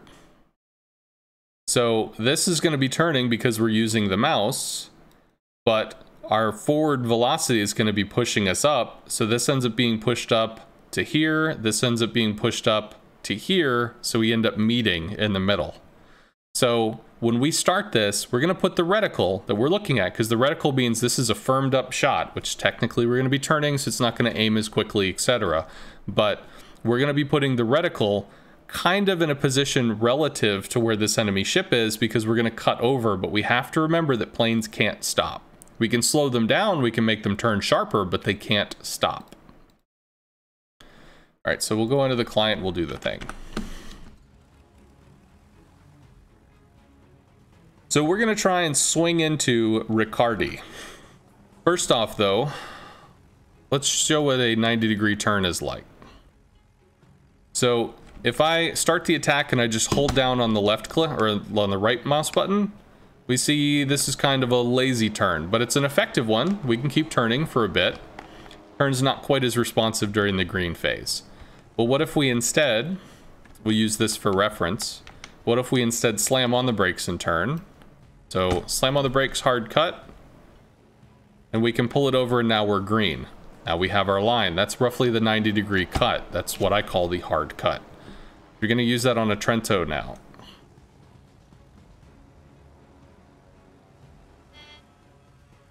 Typically when making an attack run, don't be afraid to use an engine boost. If you have enough engine boost, great. But you only have like 5 or 6 seconds worth, which is not a ton. But all right, so we're going to place the reticle. We can see where the ship is. Let's say he's turning out or something, so we've cut over to the left. Now we're going to hard cut in. We're going to find our line. We're going to accelerate in. And if he was going forward, then we might meet him over here to be able to catch that line. So once again, we'll wait for the boost, or we could use our boost consumable.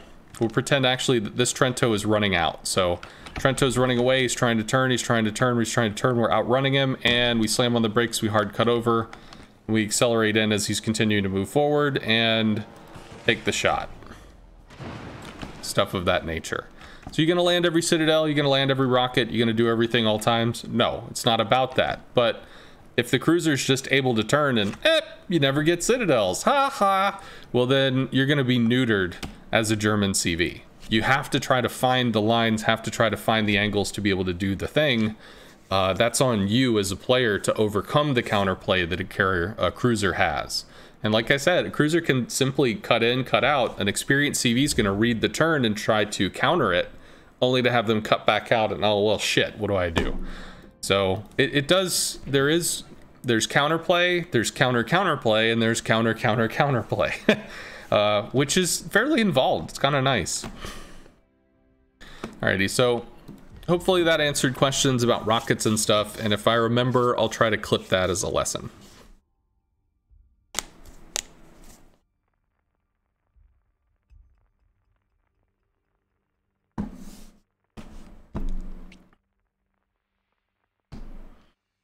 Thanks for the explanation. Yeehaw, sir.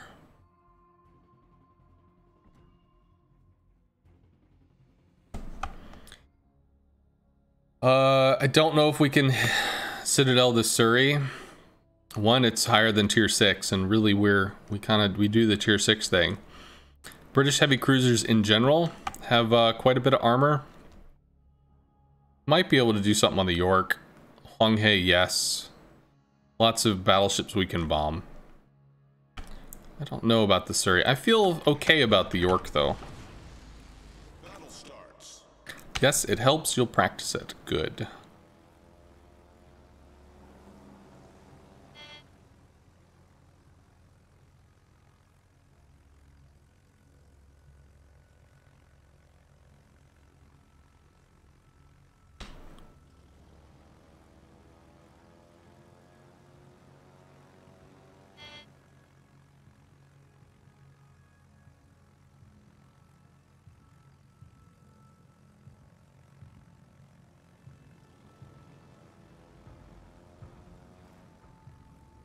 We might just trade fighters here, but it will cock block the cap a little. Oh no, he put it back there. Cool.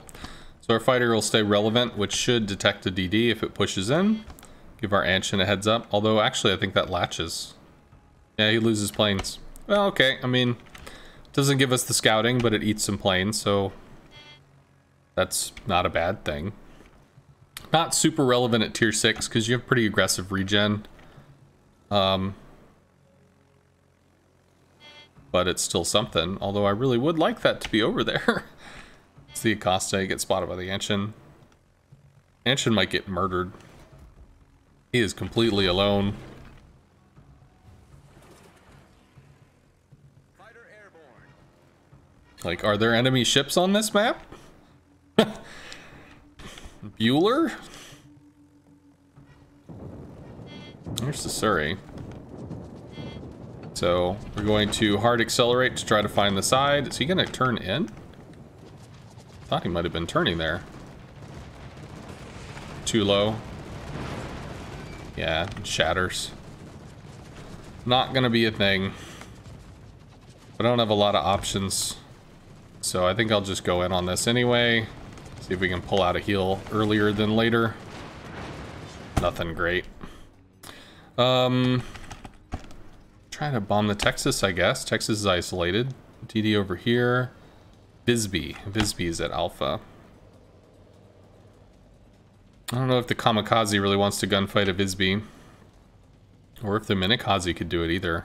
That's tough. Huanghe is not in smoke, but able to smoke. Huanghe is a creeping smoke. Now he has smoked. Cool. Acosta smoked. Farragut smoked. That's going to be up for a long time. I think I just work on the Texas or potentially something over there. Kirishima and the Kavor. I mean, Texas is isolated, although I think the Texas is supposed to have decent AA. So we probably get 2 drops, and I don't think we'd get a third. Let's pop the spot boost. Oh, and there's the Surrey. Surrey's trying to be a bro for his dude. Fuck off, Surrey. I'm working here. Jesus, fuck, really? What the hell's the range on this? 6? A tier 7? Really? Oh, okay, dude. That's some serious AA for fucking tier 7. The reasons I don't pre-drop to save my squadrons. Well, so I came in with 8 planes on the Texas, assuming I was going to lose 2 planes coming in on the Texas, drop, then spin around, lose 2 more planes coming back in on the Texas, and then drop. So that would be 8 planes. But instead, the Surrey said, surprise motherfucker, and he just kind of kept hammering away at my shit. And before I knew it, I had 4 dead planes as opposed to just 2, which changed all the numbers, changed all the math, fucked everything up. I'm thinking, well, I'm long range on the Surrey, so like it's not going to be a lot of damage. So I can weather this. I can make it work. It'll be okay. Nope, wasn't okay. So yeah. Maybe I don't think he had defensive fire, but like it's just him and the Texas was just too much. Oh, he's gonna beach. Oh, he cuts in. Don't beach me, bro. Probably takes 1, maybe 2.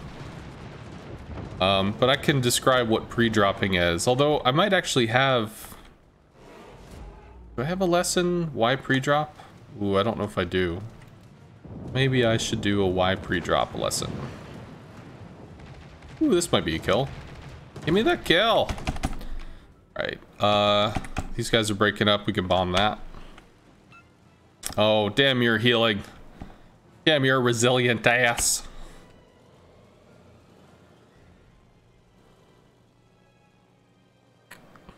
Yes, the British cruisers have surprisingly effective AA. That is true.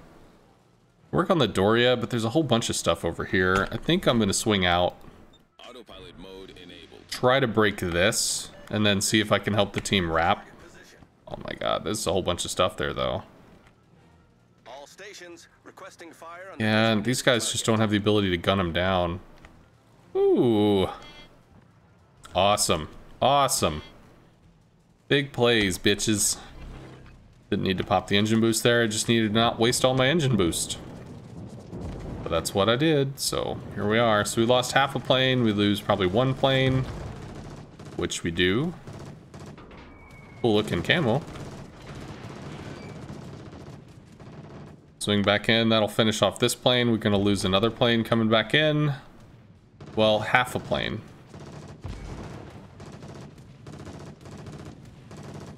Move in, because don't bomb me, bro. So we do get another drop. So if I pre-dropped here, if I came in with less than a full squadron, all I'm doing is limiting my ability to keep pressing the attack. But what I am doing, if I pre-drop, is lessening the assets that I'm putting on the line. So if I only show up with 4 planes, at most I can only lose 4 planes, right? But with 4 planes, there's only so much I can do.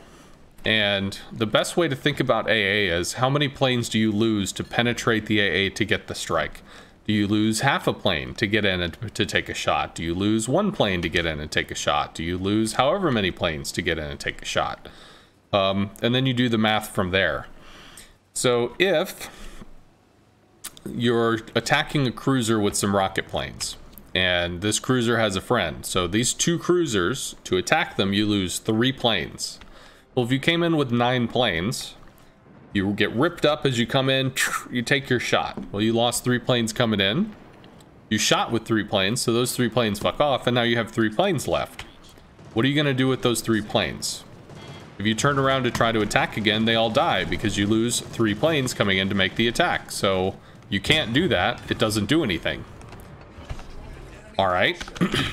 In which case, if you've read the situation, if I strike those 2 cruisers, I'm going to lose 3 planes. I'll just come in with 6. I'll pre-drop. I'll send 3 home. I come in with 6. I lose 3. I shoot with 3. I'm done. You're not putting more assets at risk. So it's not about pre-dropping so that you always have planes on the deck or something. Although, yes, that does put more planes on the deck. The reason to pre-drop is about putting assets at risk. It's like playing poker. How much money do you really want to put on the table? Well, as much as you need to win when you're going to win, and as little as you can lose when you're going to not win. So, kind of easier to view it like that. Congo finishes A. I don't know where the Visby is. Visby's going after the Cavour. I can't kill the Vesser, but I can drop a fighter to keep him lit after the Minakaze dies. And there's the Visby. So, not going to be able to kill this because rocket planes, but we can at least try to make him dance rather than murder the fuck out of the Cavour. Although he probably torped. We haven't seen the torps.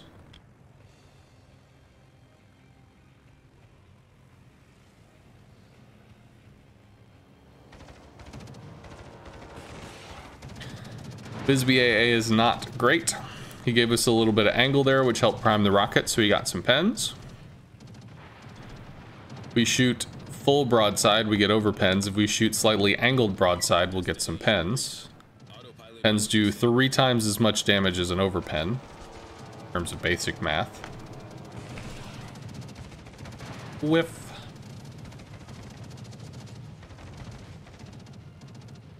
Hard cut about 90. And he's just gonna read it and come in. Yeah, not much I could do to help this guy. They have to land their shots or he dies. We could work on the Nagato, actually. Visser got away.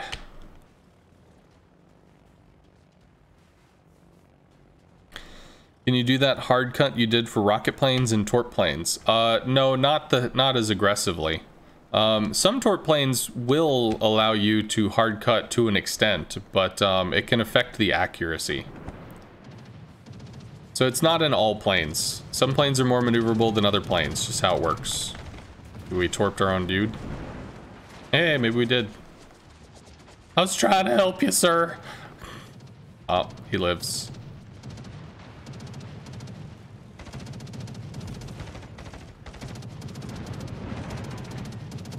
That actually might hurt. I might eat one of those. Might eat both of those. He did. We could try to work on the Hwanghae or the Nagato. I'll have to work on the Nagato now. Secret mission DD. Must kill carrier. Must kill the carrier.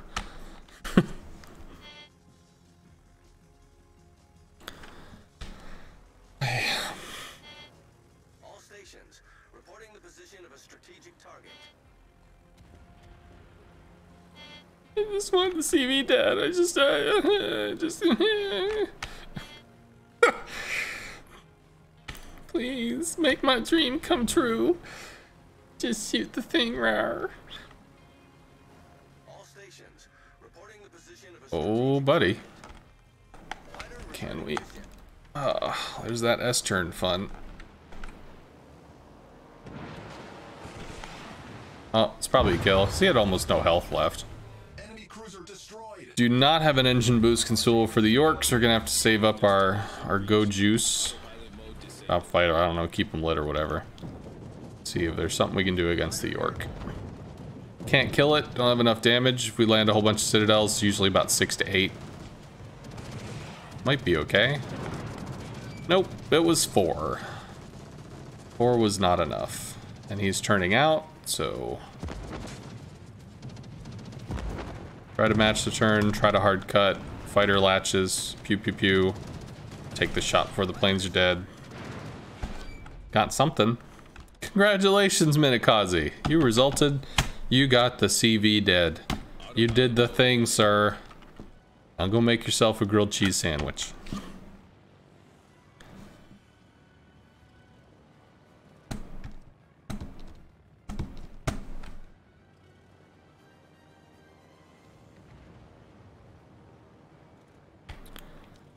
I guess I could have taken rockets for the York. I don't know if I even get there before he's dead. Unless Colorado bites it. But I think the Colorado just kills the York, right? Yeah.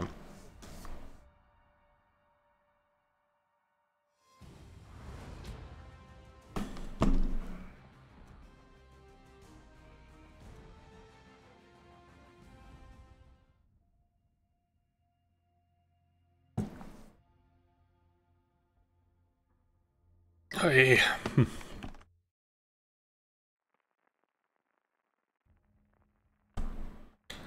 you grinding the Research Bureau points for anything special? No, I'm just grinding the instructive content of doing a grind. For people that basically they've started the German line, how do I play this? Well, you can watch the German regrind stream I did. Well, I started the British line. How do I play this? Well, you can watch the British regrind stream I did. So that's what I'm doing it for. I'm not really doing it for the research points. Research Bureau stuff. Although I'm sure we'll continue doing regrind things. The other part is it's easier to play when I have a goal with a specific ship or a specific play type and I can just zone out and do it.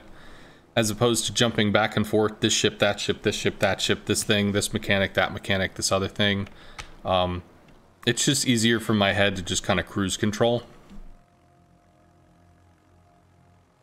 Have you done an update of your captain skills? So, young sir, I thought about it, but I did not ultimately elect to do if you play this ship, run this build. It is the best build. Do this build. What I did instead is I recorded a little section for each of the nations to say, this is the stuff you need to have, this is the stuff you're probably interested in, and let's talk about these other things in case you're interested in them and you can pick.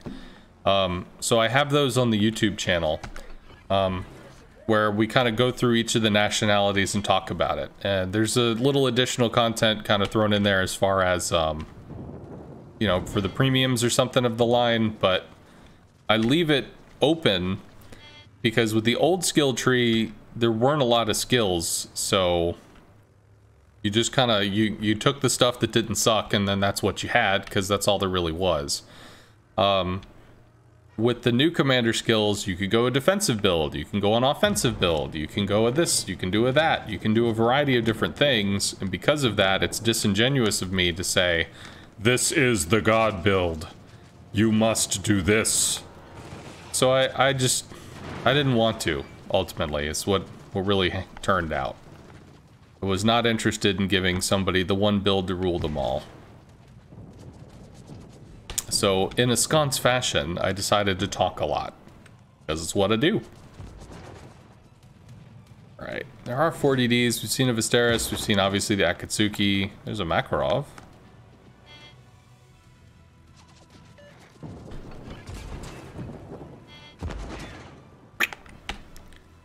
And the Sashio.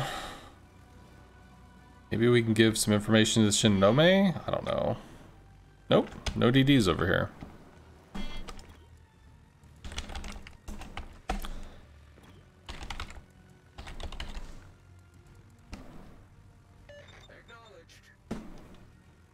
Cool, whatever.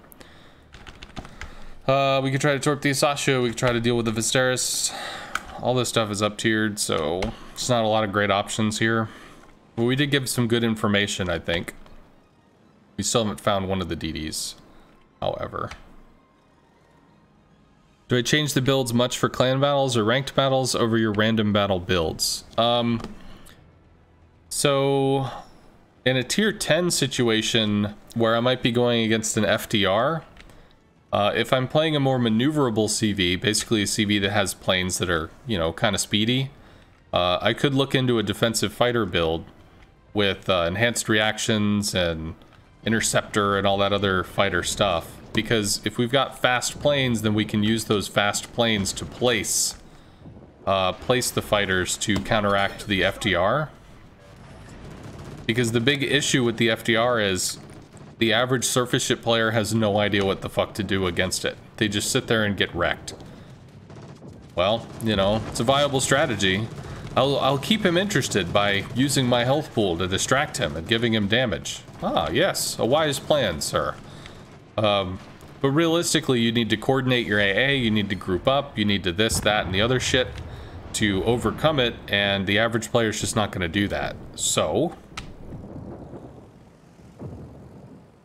and now he's back in smoke. We'll drop a little plane thing. I think I need to actually run away from all this. Maybe not. So in ranked, I might use a defensive fighter consumable because it allows me to control the... it allows me to help my team live, which I think is good. Let's watch this for when we get spotted. There's a retorts from over here. Are detected. Well, I guess it's the dude in smoke.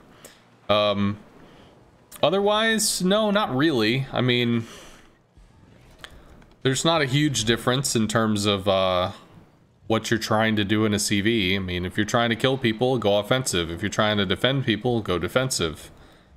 It just comes down to, or in clan battles, I mean, that's going to be a conversation with you and your team. Because your team is going to want specific things from you. So for instance, if they want you to spot, like your life depends on it, well then you're not going to take the interceptor, because interceptor is going to reduce the amount of spotting you give. That comes down to team stuff. Ultimately, you could play this game without commanders. You don't need them. You can play it without a commander. You really can. Commander's going to give you percentage buffs to this, percentage changes to that. I mean, the 4-point skills can enable different styles of play which are not natively accessible on the ship. Like, you can extend your range, you can get a radar function for a DD, you can alter your concealment so that you can be spotted only at certain closer ranges. So I mean, it can be very impactful, don't get me wrong, but you can play this entire game without ever having a commander. Since they changed that in the recent patch, it's not required for you to use one now.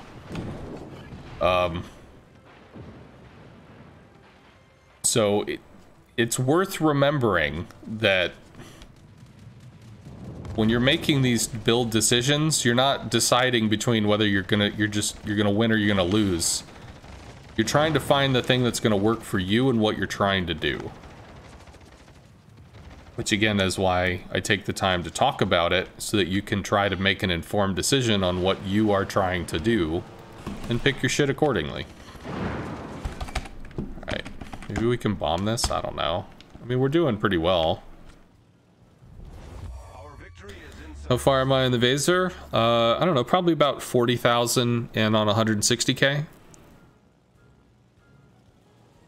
Nice, Blast Invader. That's pretty cool.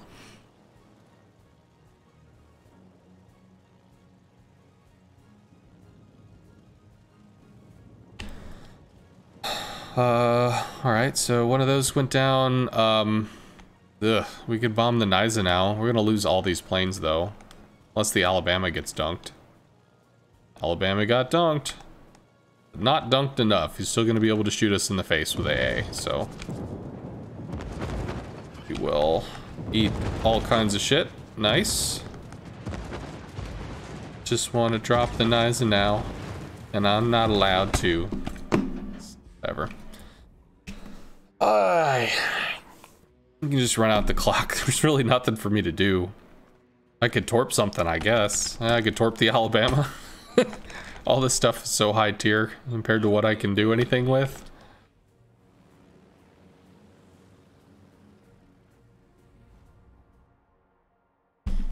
Yeah, send me a message, newbie, because I don't want to look through the thing to find you. If you just send me a message, oh hey, I send you a thing and we keep on moving on.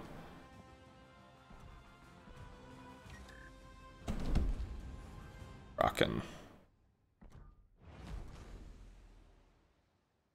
So how far are we? Yeah, 46. So about a quarter of the way there. Slow and steady wins the race.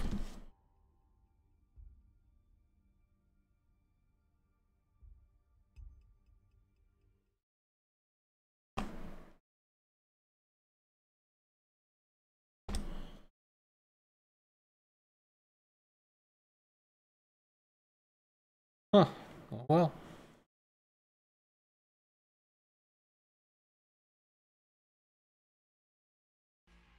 Double CV, not really against the double CV when it's a tier 6 and a tier 8, because you kind of have different priorities, as opposed to both being just kind of on top of the same thing with the same stuff.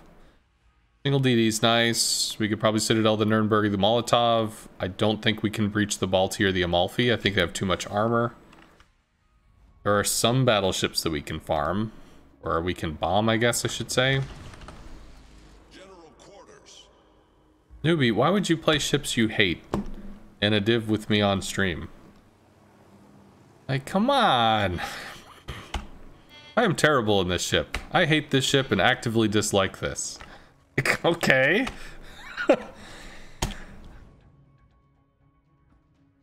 Autopilot mode enabled. Carry me to victory, Ensconce. Like, you gotta carry yourself, man. Fail divs everywhere. We're there? Oh, yeah. Yeah, woot.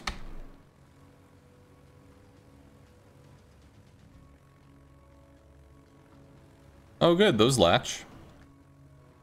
Ranger planes? Cool. And loses 5 of them. It's pretty significant.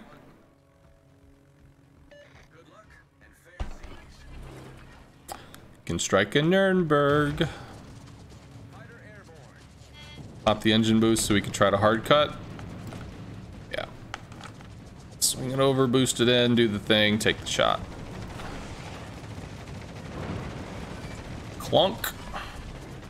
Still have some boost. Oh, son of a bitch, that's a Baltimore. Okay. Nope, can't leisurely whatever about this, and he turned out, so it doesn't matter. Like, yeah, they needed to turn a little bit faster, and they did not. So, are they all dead? They're probably all dead.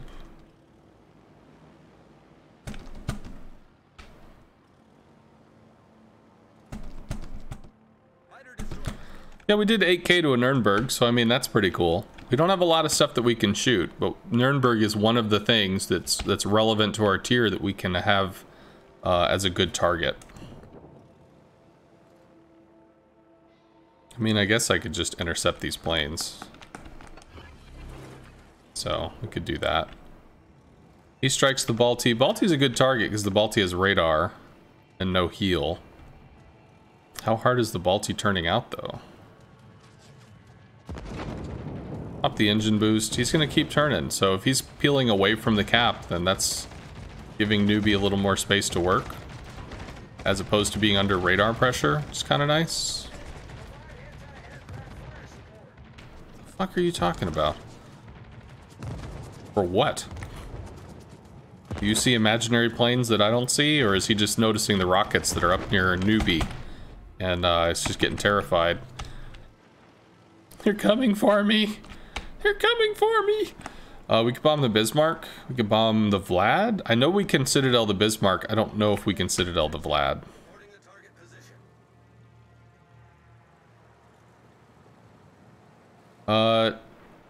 That smoke was a little early there, newbie. Well, I guess the Bismarck would have pushed him out with Hydro anyway. It's too bad. But the Cleveland can use the smoke, which is nice, assuming he lives long enough to get there. Our fighter dies to the Bismarck. It's 5.2. The Bismarck has decided to throw his life away gloriously. Before stream and country. I just have to bail. I don't get to go back in on that. Contorp the Vlad, maybe? Hopefully this gets farmed down. With the fighter there, I can't do anything. But it's like much YOLO. What the fuck?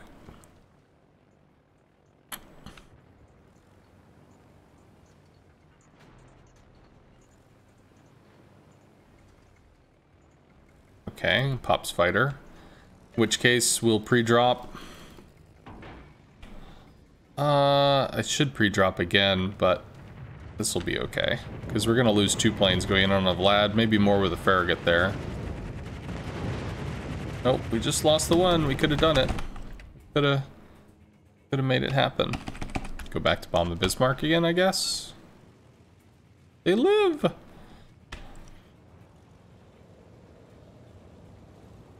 Bismarck's dead. Peace, bitches. We can try to see if we can Citadel this, and I have no idea if that can happen.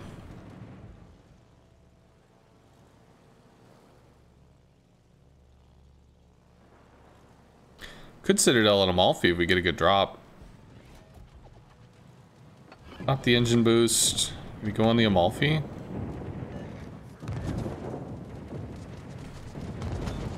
Amalfi hard turns. Losing planes, losing planes, losing planes. Some bitch. Ooh, that might really work out well. Oh, we got so lucky there. Alright, so we took a nice sizable chunk out of a tier 8. Rocket planes for the Nuremberg, I guess? I think we do that. I think we go for the Nuremberg. Nuremberg.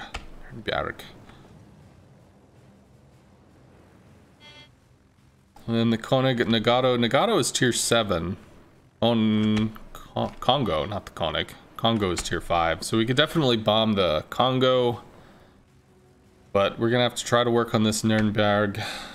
Nuremberg?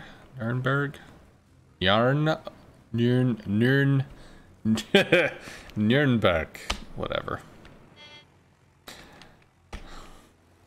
I'm just an American, ignorant of the world's ways and languages. I just speak me with my southern twang. And it's good enough for y'all.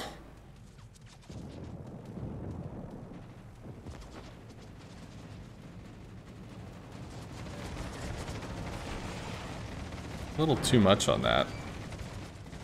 Destination reached. Autopilot mode disabled. RCVs never gave me fighter support when I charged in alone.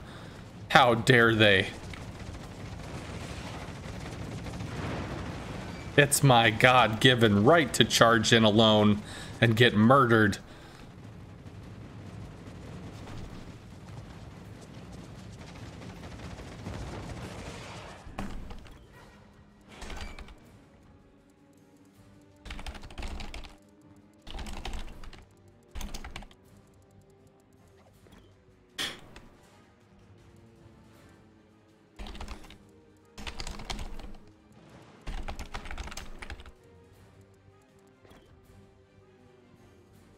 Okay.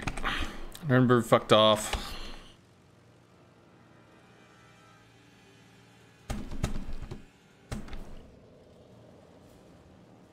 No, just some people don't know how to counterplay. They don't know what to do. Which is part of the reason why this stream exists.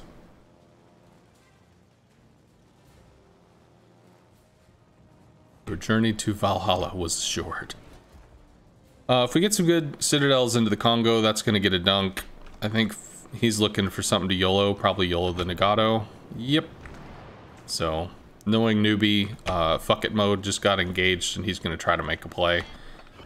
However, we're still getting dunked over at Delta. So, I mean, we have to do something.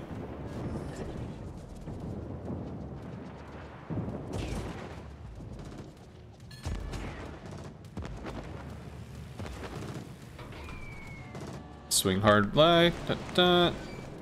Single citadel's not enough, sir. And he's healing. But his AA is terrible.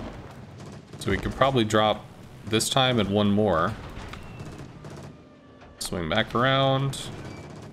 Okay, sure. Those torps probably finish him off. I don't know, man.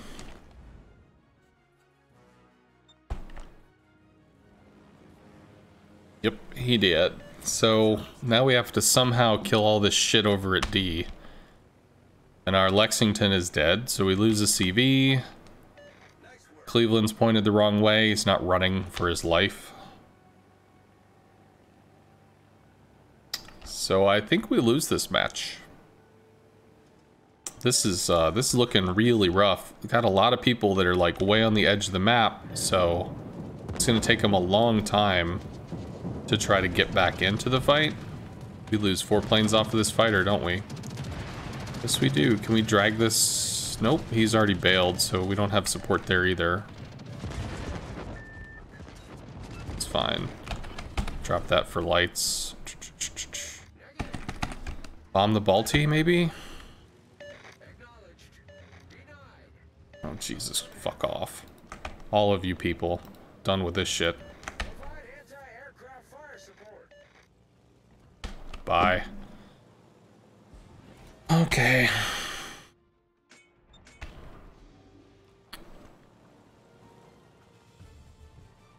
Malfi got hurt. Balti's still a supreme threat. Nuremberg is a thing. Can we cut in on this? Can we try to, like, cut over? Yes, but I don't know if it matters. Go for the Nuremberg and be happy, I guess. If the battleship gets some dunkage, that'd be pretty kicking. Somehow the Lexington's not dead, but that'll be remedied very shortly. The Amalfi showing a lot of side to a Baltimore. Amalfi probably goes down real soon. Then the Lexington dies. 2 fighters on the Nuremberg.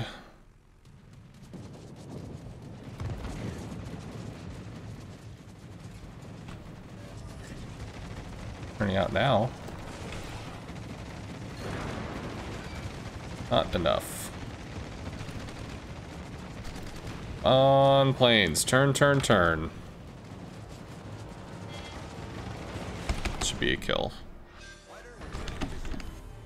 Alright. We need Bravo to get taken. Newbie's working on that. We're gonna lose Charlie real soon.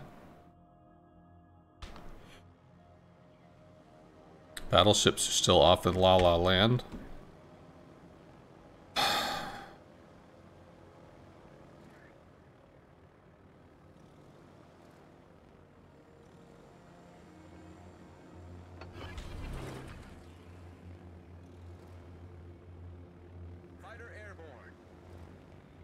It's the Kaga. Anything I can do to this? Balti is low. Farragut was spotted, I think, and had a decent amount of health. We could maybe chisel the Balti somehow. Strike the Kaga. I think he's out of range for everybody else, so... probably shouldn't put damage into this, because we're not going to be able to follow this up.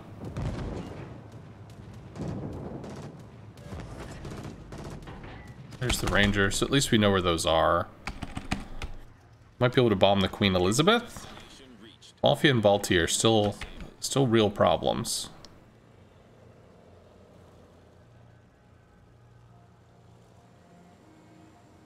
We'll get some spotting done. We'll see what's going on. Farragut has to be taking Charlie soon. I mean, what the hell else would he be doing? Maybe he's coming back Delta to see if he could murder something, but... like, what else would the Farragut want to do? I don't know. It's the Amalfi. Amalfi's low. There's the Farragut. Yeah, he's coming into Charlie. Come on, Venetio. Take your shots. Do the thing, bro. Whiff. Alright, so... Farragut's AA is obnoxious in, like, it's 6 kilometers. It's not extreme amounts of damage, but it's just this constant chiseling effect. Amalfi went dark. Balti is up. Oh my god, there's so much shit here.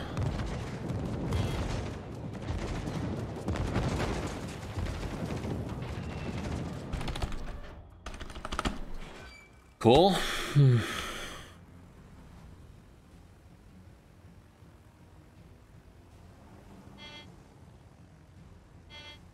Fighter destroyed. At least the Venezio is not dead yet. Oh. Just trying to do the thing. Alright, newbie's over here. He's popping off with the guns. There it goes. Oh no, somebody can actually hit me. Son of a bitch. It's down to 3K. Pop the... Nope, don't have any engine boost. Venezio is dead. Ooh, can we do this? Can we do this? Fuck. No, because the island. But, can we swing in on this? My god, we're on top of the fucking Balti. Are you serious with this shit?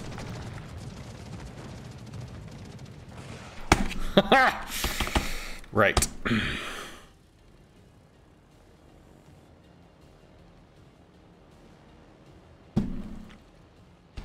Get back.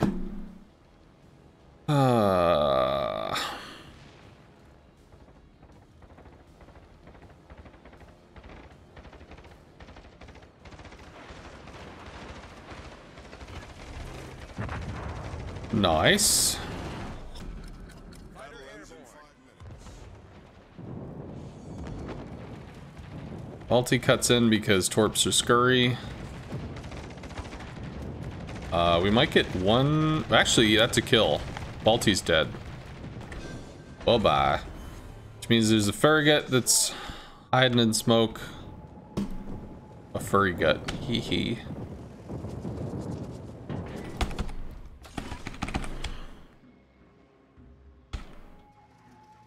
Fighter airborne. We could definitely bomb the Queen. Farragut's gonna be kind of obnoxiously on top of us while we're doing it. I think those fighters latch. It's a Kaga. He has shitloads and shitloads and shitloads of planes. We might actually eat this guy's fighter though. Nope. Fighter went down. Cool. All stations reporting the position of If we can actually get an overpen on the Farragut, he's dead. It's always nice to get style points killing a DD with an AP bomb. Nope, don't even have to. So we're probably going to be able to get a drop on the Queen, and now it's all secured. Maybe? Oh no, we're flooding. We took damage. All right, last gas kicks in. We get to zoom in on this. We do lose a plane though. But we do get a drop. Plunked. 20 seconds. We live!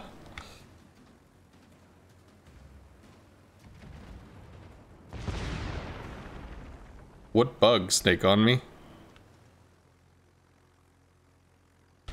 What bug are you talking about? The island stuff?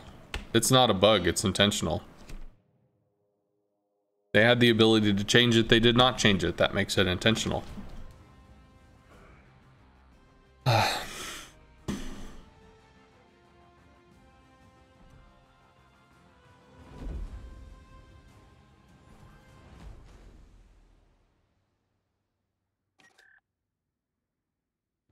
mean, you can use it as counterplay to block your side.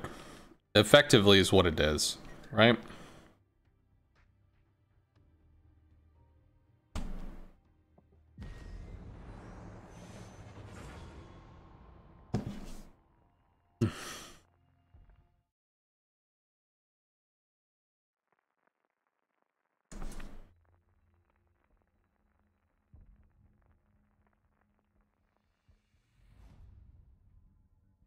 Double CV.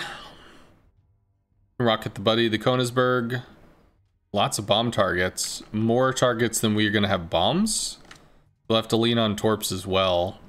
But I mean, we can try to get what we can try to do what we can. There are some tier 5s though, so hopefully that'll reduce some of the damage output of the AA. So we don't just, like if they're all clumped up, we don't just lose all of our planes. Hey, C-Kale.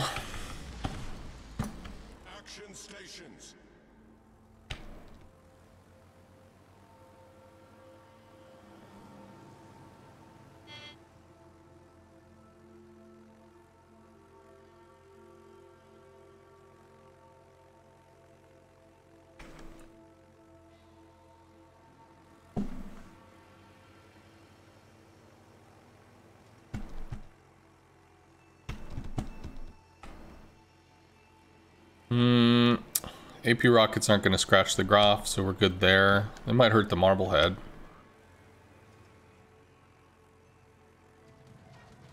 Hatsu. Hatsu's AA is significant.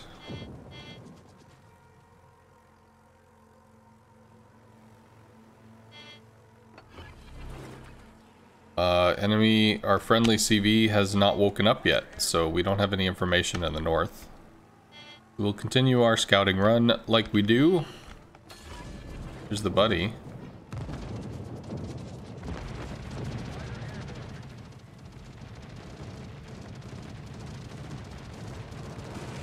Too low? Worked out.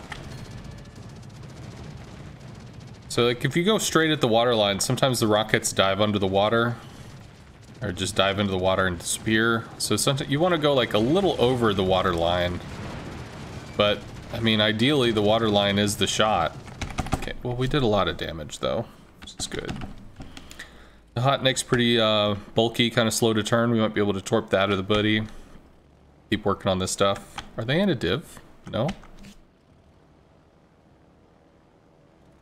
What's the Königsberg?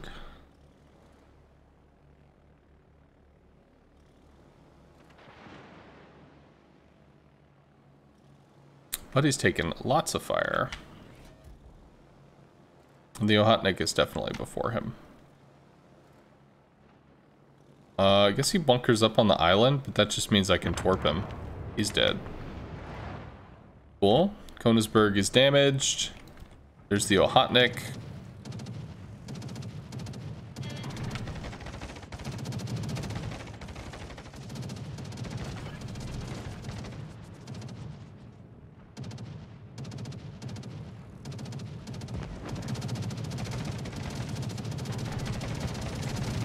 Might be better that one, but probably not. Did work out better. Ugh.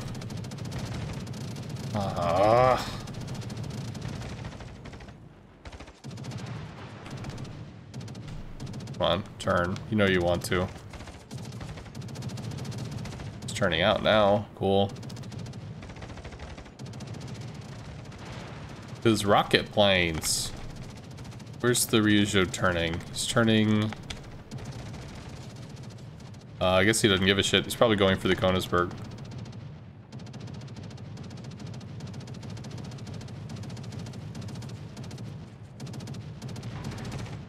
Whatever. Try to rocket this, try to rocket the Königsberg, get him off the map. Realistically, I need to start bombing. But somebody has to deal with the Ohotnik. So I guess that has to be me. This is just too far forward. We don't have any cruisers to light this up. Our Marblehead is dead. The Graf's Bay is horrendously inaccurate. Is he on Hydro? How the fuck do we see this guy? I mean, he must be on Hydro, right? Cool. Big ship. We can hit big ships. Now we don't get to see him anymore.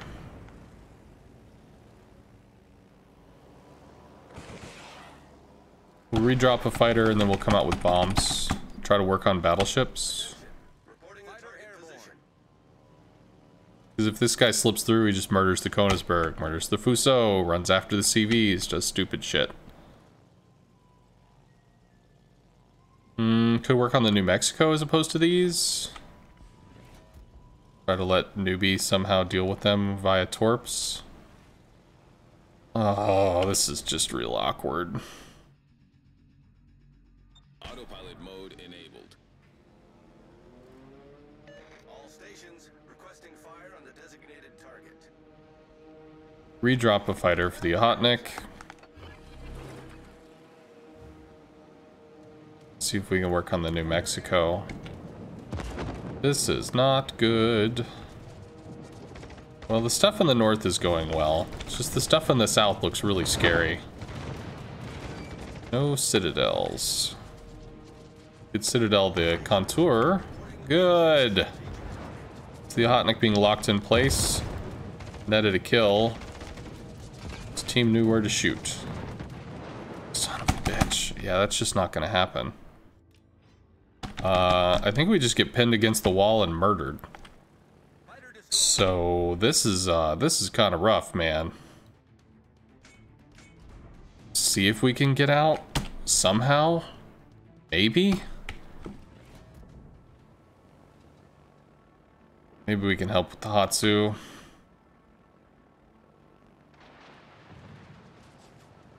This dude's just gonna sit there in our way for some fucked up reason.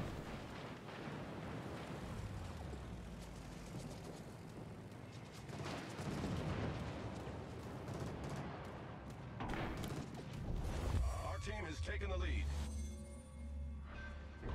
Cool. Go away. Destroyer foundered. Alright, so now we've got the New Mexico, which maybe we can pull the New Mexico south. So that he'll stop spotting us briefly. Probably don't get alpha'd. Probably don't get alpha'd. There we go. So we are trying to pull this dude south.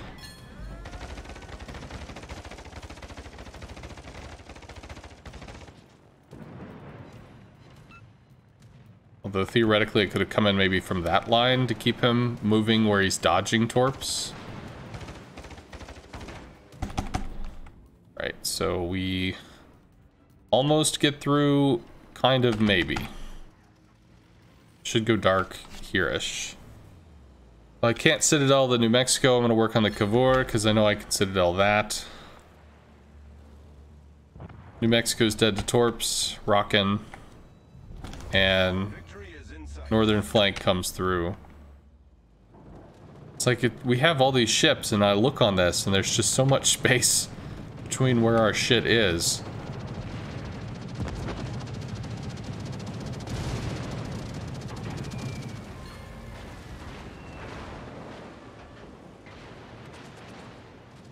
Ricochet, really?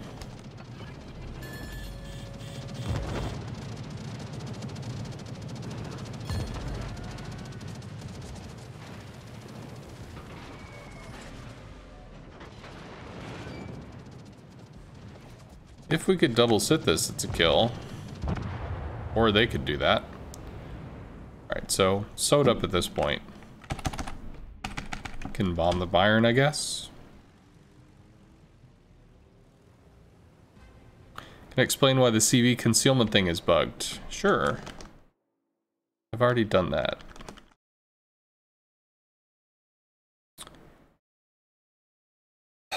Playlists, lessons. No, not explaining AA series. Party sector, yada yada, how thingamajig. I have not. So we can do that one as well.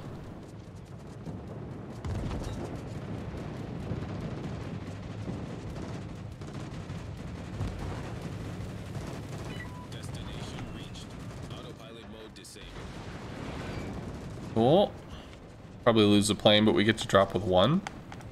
Maybe not. Fire doesn't have the world's best AA.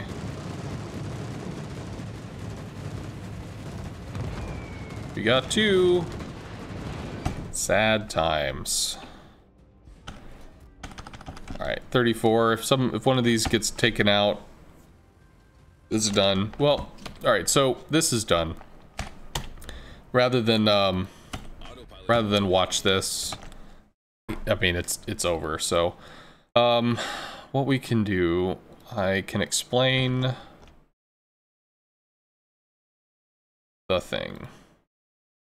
Alright, so why is Hidden Menace broken? What's wrong with it? So if we look at, you know, if you've got the water, whatever, and we'll say you've got an enemy ship over here doing enemy ship stuff. Actually, let me move that. Can I move it? Whatever. Enemy ship. Then you'll have your carrier over here at a very far distance, mind. So your planes are going to come in, and during this point, these are player controlled because you're maneuvering them. Once you get to this point and you take your shot, the planes that you have shot will become AI controlled. And once they're AI controlled, they are effectively returning to the carrier at that state. So when AI takes over, they are now called returning. So there's 3 parts of this return to the carrier. There's the part here where they finish their firing animation and they climb up to cloud cover. This is the invulnerability state where they then fly back to the CV and, you know, nobody can see them on the map except you. And then there's a part where they get close to the CV where they break out of cloud cover and they come down and they land. And then boop, they're back on the CV. So the issue is Hidden Menace reduces return speed by 50%. And because return speed is whenever the AI is controlling it on its way back to the carrier, it not only affects this, it makes this slower. It not only affects this, it makes this slower, which is okay. Having the planes take a longer period of time to return to the carrier is okay. That's the downside of the skill, because you've got cool stealth camo and stuff on the CV. The problem is that you take this is also reduced or increased, you know, it's basically doubled in terms of time, and you take damage. You know, you take AA as you run. So when you double the times, you take twice as much damage, and the enemy is also firing flak puffs at you, you know, the whole way that you're going. And since the AI, all it's going to do is go straight in a direction. Flak puts flak mostly ahead of retreating planes, which means it's more likely that those planes interact with flak as well. So not only do you take twice as much AA, you're even more likely to get hit by flak, or the returning planes are, so it results in quite a bit more plane death. So you might get it because you want the reduced detection, and you might be okay with, well, the planes will take longer to get back. Sure, but this is the problem area where the returning state affects that and you lose more assets. Oh, this is still going, really? Hello, Logistic Llama, raiding with 12 people. Hello, friend. Who are you? What'd you do? How's your day? By the way, young sir, with the subscription for 2 months. Thank you very much, sir. What is my take on the torpedo arming skill? I mean, 10% reduced time to arm is, if we go back to the paint stuff, what does torpedo arming skill do? If you've got an enemy ship and you've got your attack line, when you drop your ordnance here, you're gonna have, say, 3 seconds to arm. So it's gonna arm here. You'll have, you know, 1 second, 2 seconds, 3 seconds, and it arms. Well, if you have the 10% reduction in arming skill, well, then it arms here instead. It arms at 2.7 seconds. So, I mean, technically it's less distance. Technically it's more responsive aiming by 10%. But is it the end all be all? Does it matter? Does it somehow change the game in your favor? I mean, that's up to you to decide if it's something you care about. Ultimately, you can drop closer to the enemy ship by 10%. It's more accuracy. Okay. Oh, and you didn't even get to see it. Ah, son of a bitch. Here, well, we can do that again. Oh, I got rid of it. No! Oh, well. So, we'll do this again. Enemy ship. You got your line thing. Can I move this? I can. Cool. Need to switch screen. No! Alright, so if you're dropping from here... Yeah, so... torpedo arming skill doesn't matter. So if you're dropping from here and your torp is going to arm here, there's, for easy math, we'll say there's a 3-second arming time. So that means 1 second, 2 seconds, and then 3, it comes armed, and then theoretically it could hit the hull. So 1, 2, 3. So if you have the 10% reduced arming time, then instead of hitting at 3 seconds, it's going to arm here at 2.7 seconds. Is this going to be the difference between landing a shot or not? I mean, that's up to you. It makes you theoretically you can drop 10% closer than you could otherwise. So that could translate into accuracy. But it's really going to come down to, is that something that you feel you need as a player? Is it something that you find value in? If so, great. If not, pick something else. not mandatory by any means. There we go. Oh.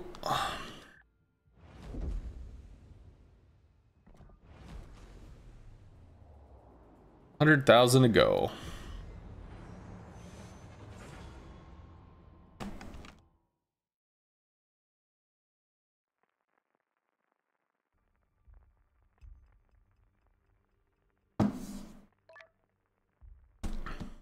You can play whatever, newbie, I don't care. I'm just gonna play the Vesser. It's harder for me to do stuff when we're up tiered. But I mean, theoretically, if I shoot an up tiered target, it's more base XP.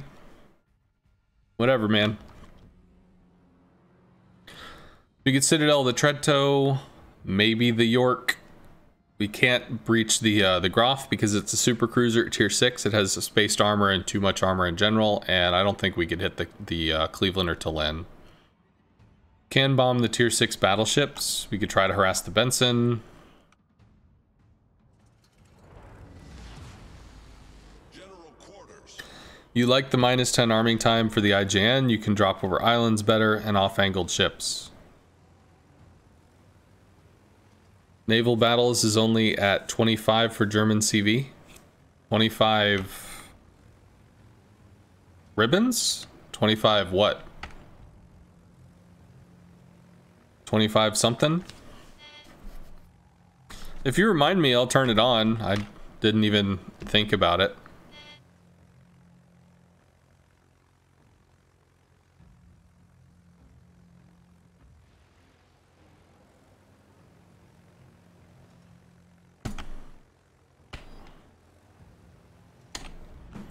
Move forward. Do we have long-range battleships? No, not really.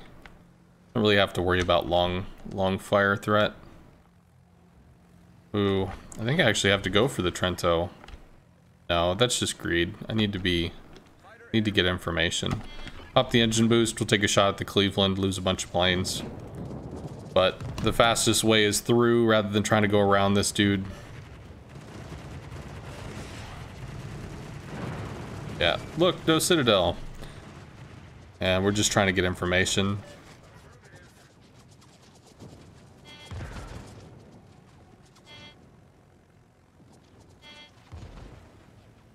Let's actually take a shot, just because I think the recall animation, when it's recalling after a shot, there's a 50% damage reduction to the planes. As opposed to, I don't believe when you recall there is one. You might recall faster, although I'm not sure about that. But it theoretically kind of fortifies them a little. You can see if we could do something against the Benson. Fontask probably just gets farmed because he's out in the middle of nowhere getting murdered.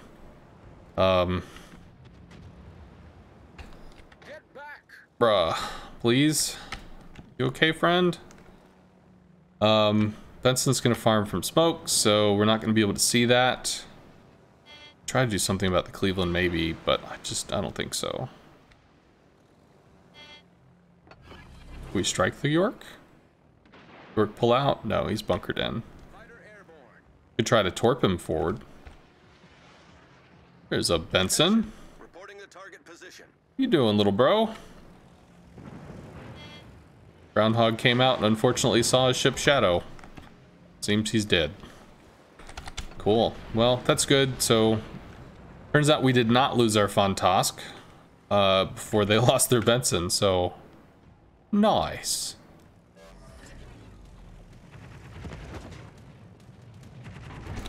Yeah, that's just a problem. We can bomb the Queen Elizabeth, though. That's something we could do. Or the Bayern. He's not a lot of friends. Queen Elizabeth is, well, technically next to a Tallinn, or a Lenin, Tallinn. So those are going to have long-range Russian AA. Dunkirk, not so bad. Trento, short-range. Cleveland, not short-range. So if we go for the Bayern, we're basically just eating shit off the Cleveland while going for the Bayern. But I think we could deal with that. Ribbons this weekend? Okay. After you get the mod, how do you enable the team lineups with HP on the left and right of the screen? I don't remember. I set it up for COTS, and I'll be honest, I haven't dicked with it since. So that was like 9 months ago. See if we can turn in on this maybe during the prep phase. Kind of. Got lucky. They dropped low on the reticle, so we actually got strikes. So you wanted to make that turn just so you could go nice and broadside to everybody? That was the goal of the maneuver there, Byron?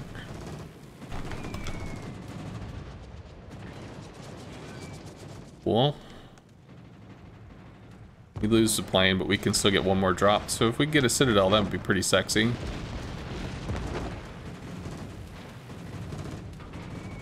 That's probably gonna hit. Stay on that. This is obnoxious. It's a whole bunch of stuff that I really don't want to play with. I'll just stay on the Byron. This is all grouped together. It's a hard target. Queen is isolated, but there's a whole bunch of stuff over here. On the top left, you think? Yeah, maybe. If you swap it to English, show panels, show killed, ship names, player names. Yeah. So you can use this to accessorize, and I think there's different versions. I thought there were like 2 or 3 different types, but maybe I'm misremembering. Okay.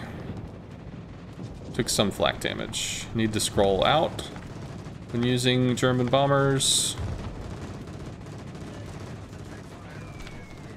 Maybe 1? Yeah. Stay on this dude. What am I gonna do with this stuff? Could bomb the Graf, actually. Maybe he's got torps for it. Graf is hard turning in front of double battleship. Will he be punished? Might actually just have to stay on the fucking Byron because nobody's shooting this. Like, nobody is shooting this. Nobody cares. Okay, I will keep on the flanking bad guy. There we go. There's some hits. Pop the engine boost, try to get over here. Although realistically, the Bismarck might just kill him before we can bomb him, but...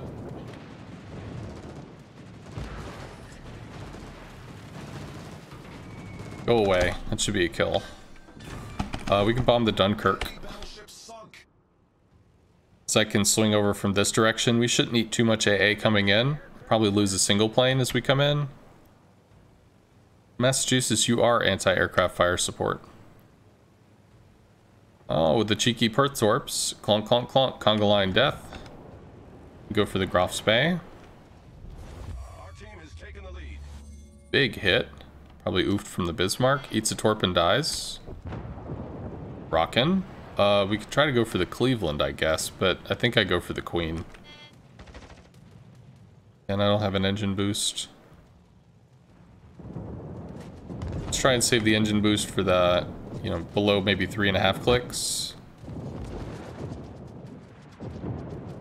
Lose 1 plane, probably lose a 2nd plane. Yeah, the Queen had more AA than I thought it did. We lose 3? No, just 2. Our victory is in sight. Can try to rocket the Trento. Taken dominance over the middle positioning, especially with all those torps that came in and killed 3 things real quick. Massachusetts raid boss out on the side, but he's not able to influence the epicenter. He's got angles, yes, and he'll probably kill the mass, which he did, but it's still going to take him a while to get in to where he's going to like threaten point territory. Could work on the Queen, I guess, but I think the Trento going wide is the obnoxious piece on the board. We'll see if we can do something about that. Do you main CV or are you just grinding them at the moment? I main CV. I played CV for about 2 years. Was introduced to the rework shortly after it was released because my friend loves planes, plays World of Warships, loves World War II stuff, and looked interesting. I played World of Warships before, but the shoot shells hit ship, you know, feedback mechanic, feedback loop, it wasn't enough to keep me interested. So I mean, I played it, it was calm, it was nice, and I stopped playing. The CV thing, however, something about it felt interesting because I could play it in a supportive kind of style, and I ended up enjoying it a lot. So I've played this game for almost every day for the last 2 years, And I mean, it's kind of niche because CV is not often represented on Twitch. So it's nice to have, it's nice to be able to generate. See, what the hell is with that? Like, we're literally within 1 kilometer.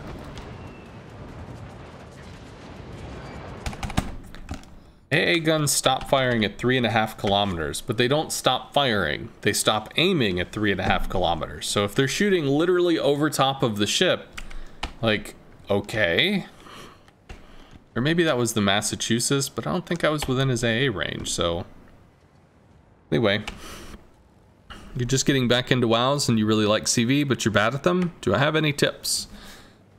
So if you scroll down,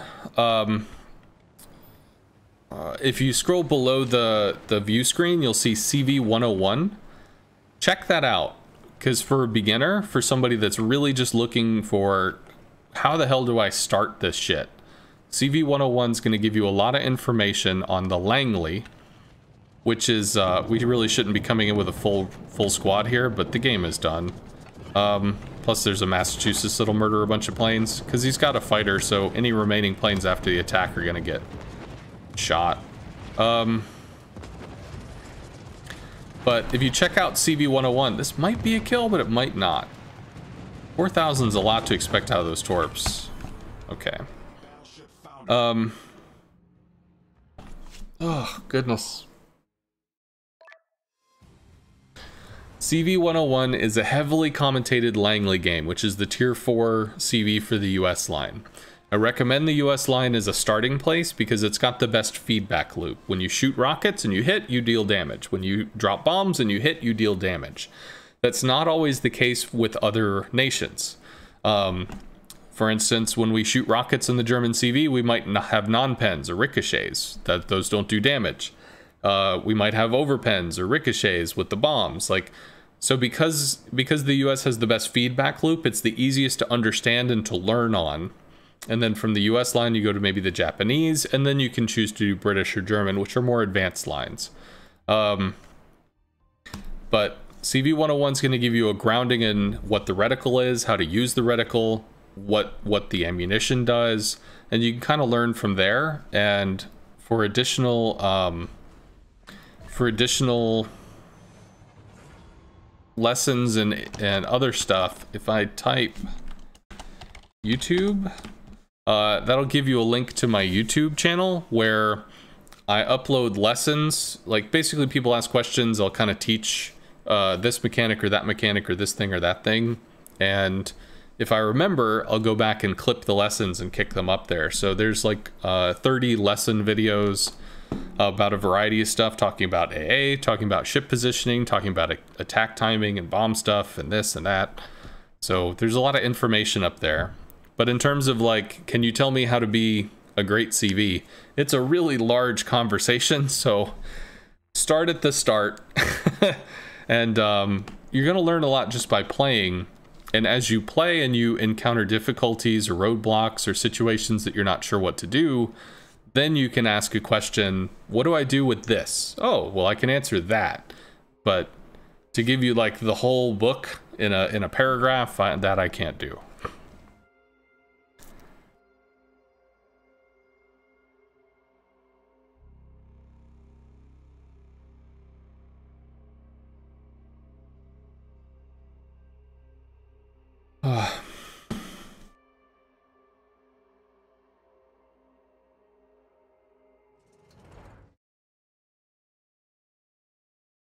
Sconce is the Phantom Menace, the Hidden Menace. Concealment Expert still bugged when you get your planes.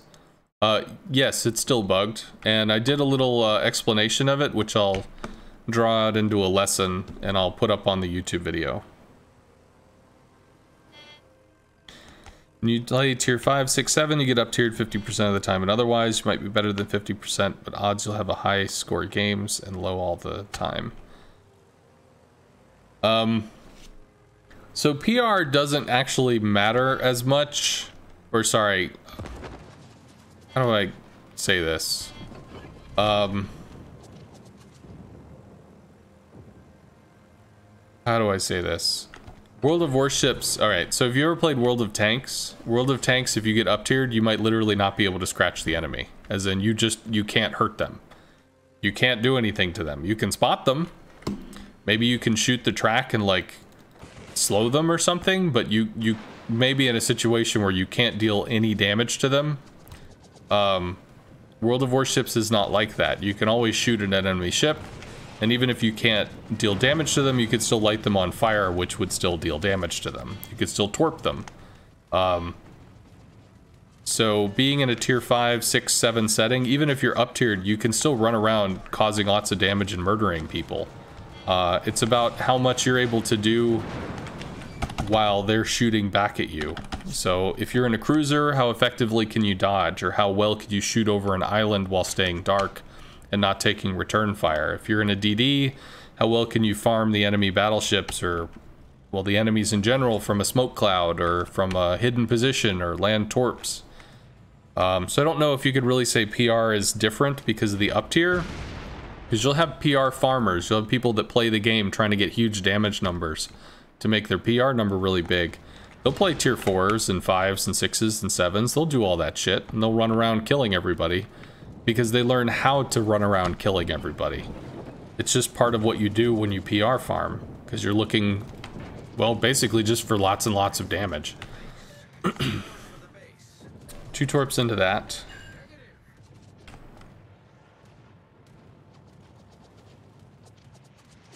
I think we can go back in on that. I'll drop a fighter just to keep him lit, because he's leaving his AA on. Well, of course, if the fighter's behind the island, I'm not going to see him. I might be able to make this drop. Maybe. I can. The fighter's there, so we have to bail. Should get 2. Think we get 2? We got 2. Can rocket the buddy. Off to a great start. Screws with numbers.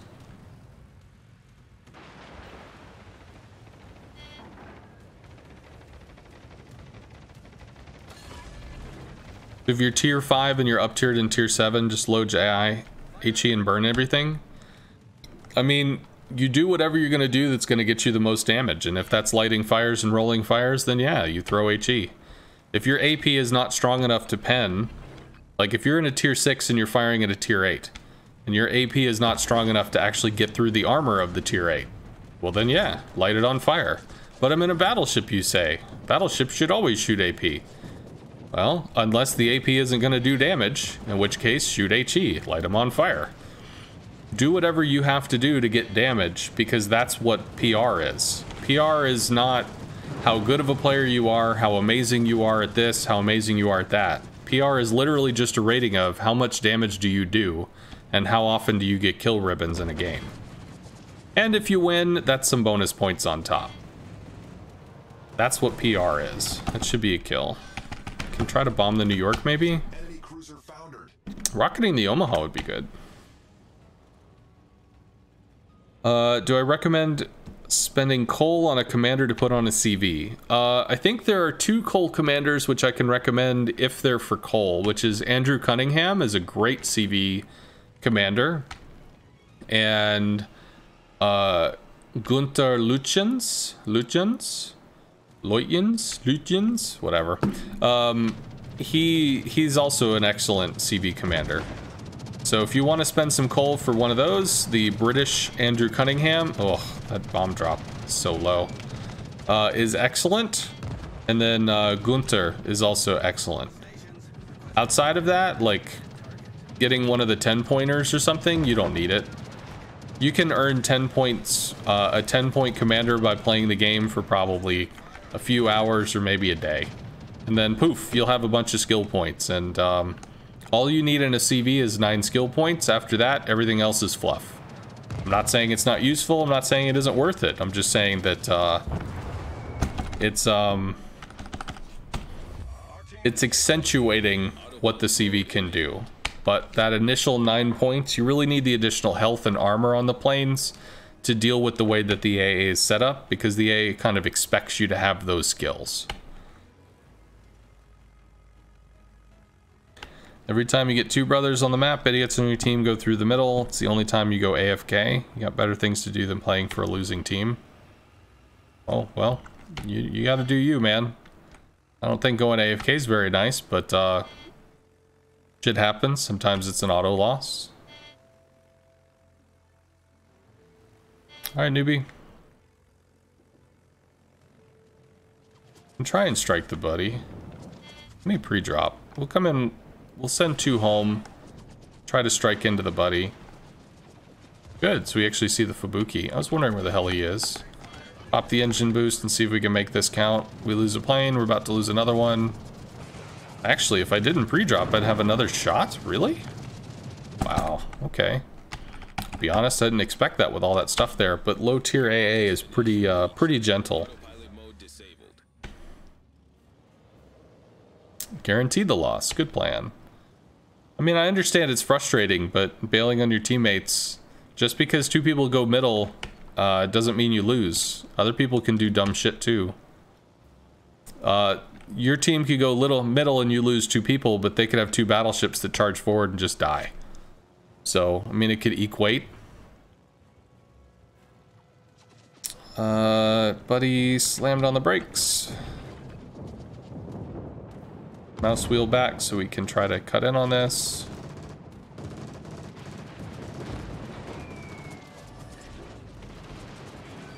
That sucked. Should be able to swing back in on this. We only lost the two rocket planes. I believe we can get another drop.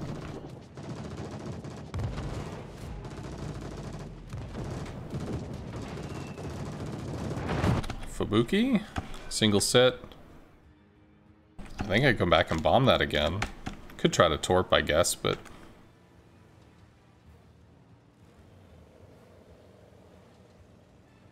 Attention. Reporting the target position.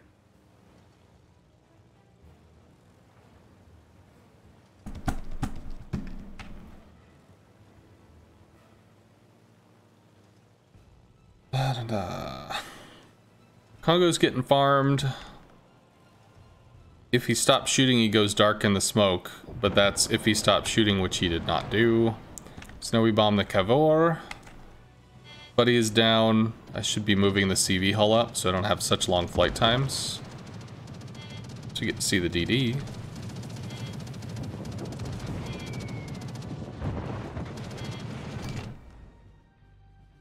Autopilot mode enabled. We definitely lose one plane, but we might drop with another. Might get a Citadel. It could happen.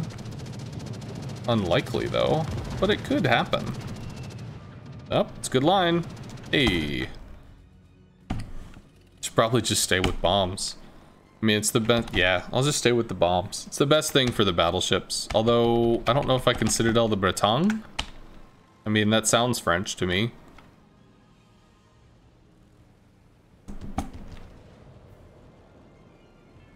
One of the big factors of playing CVs must be knowing your targets. How do you get the knowledge of which ship to target other than attacking them to see how fast your planes die? Well, I'm going to be honest with you. It's really just a process of repetition. You learn how things feel. So if you attack something, you get used to, you kind of start to expect what it is. Some people play where they're like, oh, that's an American ship. I'm not going to attack American ships because Americans have good AA. Well, how do you know what your limits are if you don't test them? How do you know what you can attack if you don't take a shot? So you need to. You have to try to go in on stuff, and you'll start to feel it out. If there's one ship, you know, how badly do you get hurt? If there's two ships, okay, this is getting uncomfortable, or, well, this is surprisingly light. Are there three ships? Oh, buddy, we're just getting our asses kicked, you know. Okay, cool, so we got Citadels in the Bretagne. It really does come from experience. It's like, how do you know how to drive until you drive? Well, you can read books about it. You can watch videos about it. You can think about it a lot. Or you could just get in the car and, you know, drive. So it comes down to that. You're going to learn a lot just by doing it. and the experiences you have along the way. But there's some basic things that you will, there's some basic things that you can pick up. For instance, German ships tend to be armored. They tend to be armored, so they're they're protected against surface ship citadels, but they're weak to aerial citadels. Russian ships are really armored bow in, but they're really terrible from the flanks. So they're great to rocket on the flanks for some of the enemy ships that, or like if you got AP damage. Also, because they're weak to flanks, their citadel is raised, so they can be shot from the flanks and murdered by surface ships and, you know, bombs because the citadel is raised up high. Like, you start to learn the characteristics of each line. And the best thing you can do to remember this is, like, this is a game, so these are not designed around real-world functionality. They're designed around, like, identity concepts. Russian ships, strong bow identity, weak flank identity, long range identity, long range AA identity. So you might not learn all the specifics of each and every ship unless you just sit there and you click and you go through, well, let's learn about the Talin, and I'm going to look at this and I'm going to see what the armor scheme is and figure all this crap out. When you learn the identities of what the things are, UK has an identity, German has an identity, US has an identity, and then you can kind of figure out what you want to do from there. But I'm not going to lie, there's a lot to learn in this game, which is good because it keeps the game interesting because you're constantly learning.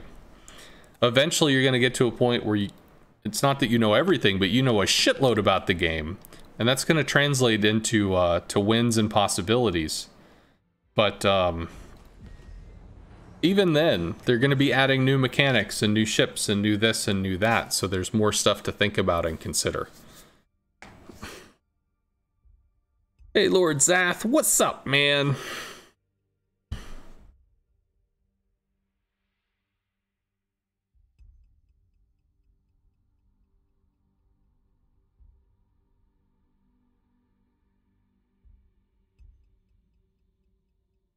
Ultimately, you gotta do you, Thalamus.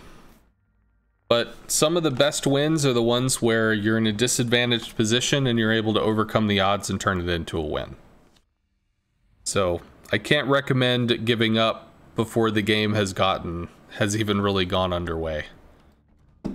But, as you say, if all it's gonna do is piss you off and that's just gonna send you into a rage spiral, then sometimes, you know, sometimes it's not your game.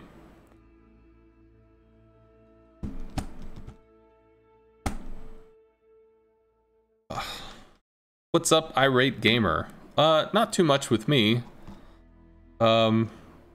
Just continuing the CV line regrind. I'm regretting my decision not to, like, go out and get some food.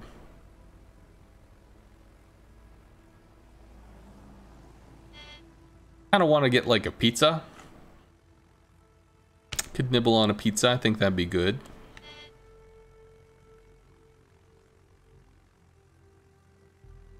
So double CV, not a huge fan of the double CV thing. CVs are extremely accurate, so they have moderated damage. Well, when you double the CVs, you double the damage. Also, CVs manipulate map positions. 2 CVs means there's a lot of map position manipulation. I don't mind the tier 8, tier 6 version so much because they kind of have different roles. But when you're just kind of doubling them on top of each other, it's kind of obnoxious. They don't have too much in the way of an AA threat. I don't think I can get the Surrey. I think we tried for that before, and tier 7 was just too much. Cool, we lost 1.5 planes just for showing ourselves. What's up? We did get the Z spotted. We'll drop this for some basic spotting. So weird how that happens. Everything lights up. You can go for the Gepard. I think I need to go for the Nuremberg, though. I think we can Citadel the Nuremberg. We live and die by Citadels. Up the engine boost. Ain't got time for a... Too low? Too low. A lot of the rounds splashed. They didn't actually connect with the ship. Can we strike again? I think we can. Try and hard cut. Lose a plane. We're into the attack wave now. That's going to have a slight reduction in damage. No, nothing great. Good pens, but no. We attacked too low. If we'd have gone just a little bit deeper in, those rockets would have landed into the side of the ship as opposed to into the water. How do you reset a line, and are there perks to it? So, there's a thing called the Research Bureau. The Research Bureau is... This is a free-to-play game. It takes months to make hours worth of content for a player base. Players can always burn through the content faster than a game developer can create it, especially when it takes art assets and coding and this and bug testing and all kinds of stuff. So, that was on accident, but we'll go for the Nuremberg again. So the Research Bureau means that once maybe you like destroyers, you've learned all the destroyers in the game. Well, now there's no more destroyers in the game, so what do? Some people start a second account, so they can go through the process of playing all the destroyers again, rather than just like, well, fuck it, I have it. It gives them, like, a way forward. People like to progress. People like to have some kind of I'm winning condition, and that could be learning new ships, getting new ships, doing new stuff, whatever. So the Research Bureau says if you have 5 tier 10 ships, you can reset a line all the way back to 0. So it's as if you haven't played it before. But this time, when you play the ships, you'll get points. Just one time for the first win in each ship as you earn the ships up the tree. And you can use these points to get either modules that make tier 10 ships play a little different. They're not necessarily better, but they're different. So again, it's extending the life of the game. And you can also get ships. There are ships that are available through these points. So it's not for everybody. Not everybody's going to do it. Not everybody should do it. Some people would hate to reset their line and reset their progress because that's not why they play games. But it's there as a way to extend the life of the game because players can just burn through content.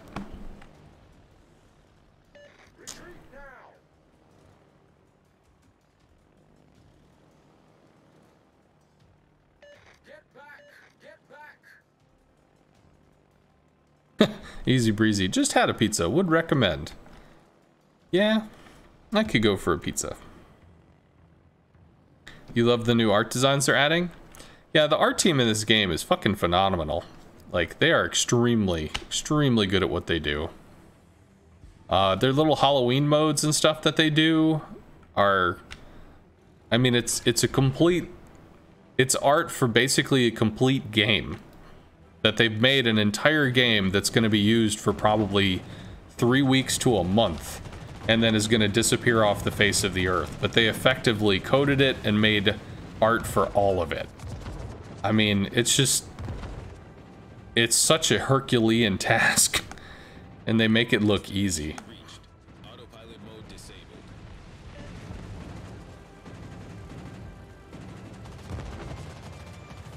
Well, we're not getting much out of this, but we're kind of driving the Z back. And I guess newbie's able to shoot at this guy, so maybe some stuff will happen. Fighter should light him soon, which it does.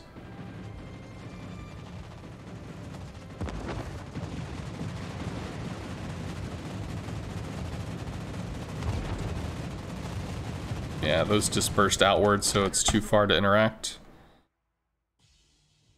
Shit, what do we even try to deal with? You can rocket the DeGrosse, maybe?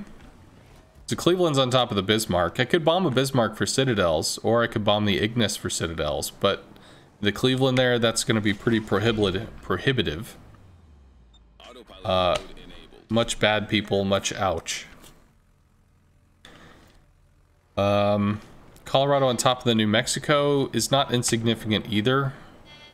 And I mean, that's just so much health, like, am I even going to do anything that matters?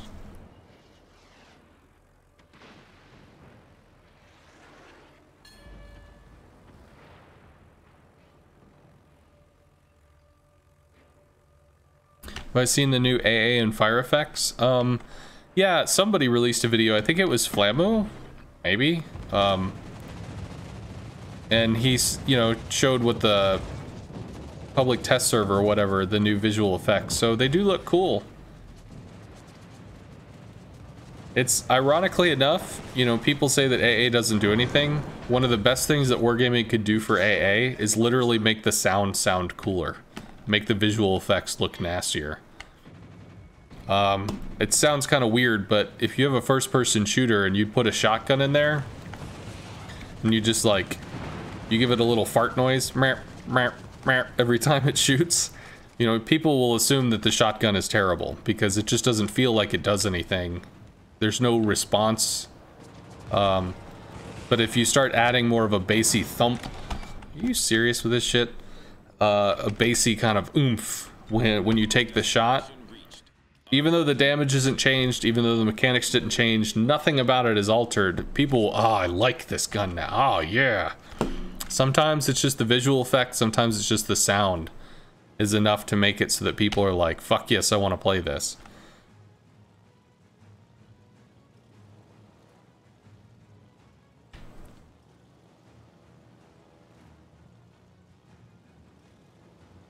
I think we're in good position. He probably goes down.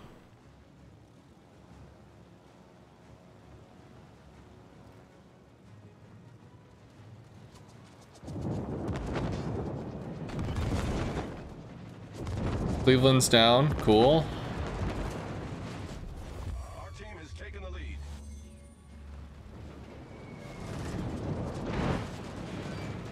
I don't get to go back in on that. DD's dead. Right. We can work on this stuff maybe? Or maybe I have to stay over there? Maybe? I don't know. Rawr. Destination reached. Autopilot mode disabled.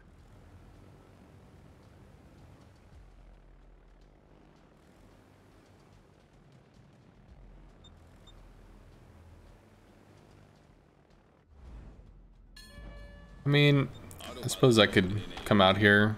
I won't get dunked. At least it's not likely I get dunked. Now it's extremely not likely I get dunked. We pop the engine boost, strike the New Mexico, swing on the Colorado. Although the Colorado is turning out.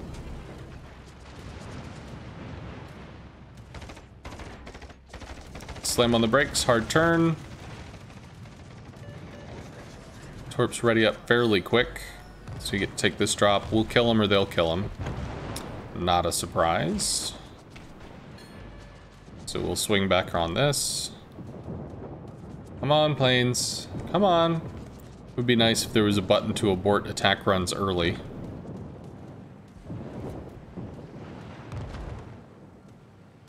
Because, I mean, we could do that. We could just drop, but then we send 2 planes home. Maybe we want the planes.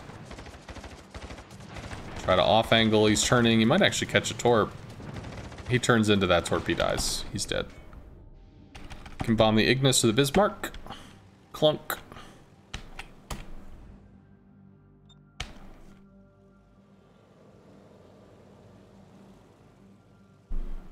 Ranger's running, probably getting farmed. He's not being farmed, he will be soon.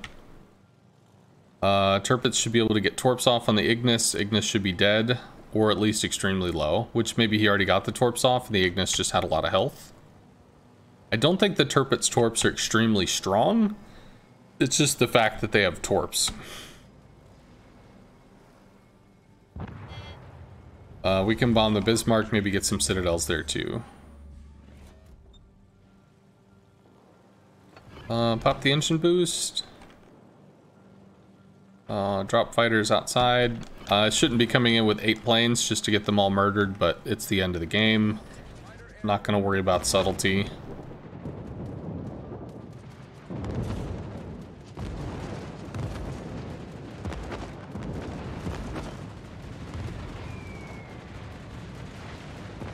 We got a citadel. And fighters latch, so we don't even get to shoot again. It's done! You wonder if they're adding pilots from planes, if they'll add crew to the ships. I doubt that, because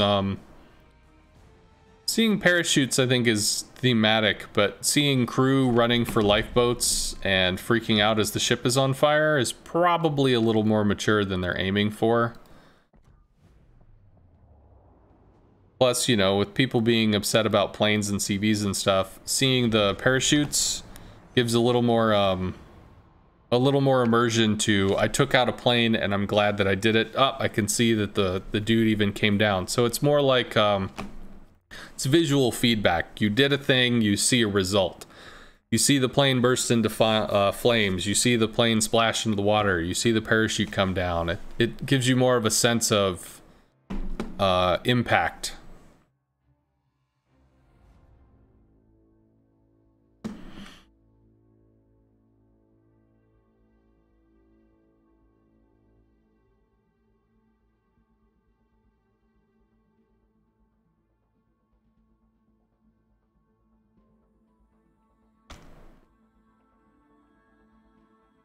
I think we could Citadel all of this. Devonshire, I believe we can Citadel.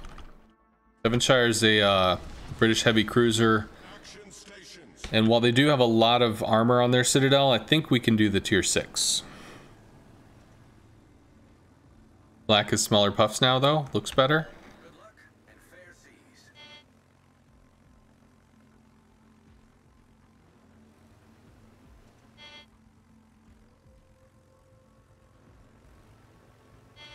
Well, my only concern with the flak effect is that if the flak has a smaller puff, does that mean they have reduced range?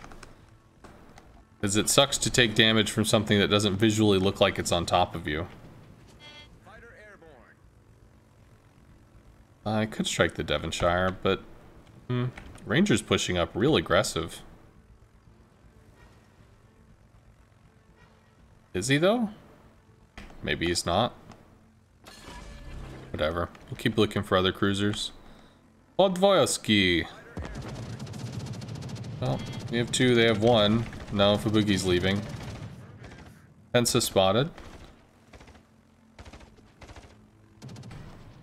There's the Kotovsky. So, we can pre-drop, go for the Pensacola. Pensacola popped a fighter. Ooh, there's a Fubuki over here. Hey, getting even more information. Information is good. Would also like to drop a fighter to complete all the joys and happiness that the Fubuki could ever want. Let him receive shells as though they are Christmas presents. Decent. Take rockets in the Kotovsky. Fubuki effed off. Nicholas taking aggressive position. If he walks forward, it's like 5 against him, so hopefully this dude doesn't get dunked. We'll work on the Kotovsky Devonshire. Although maybe I'll take a pot shot at the Visteris.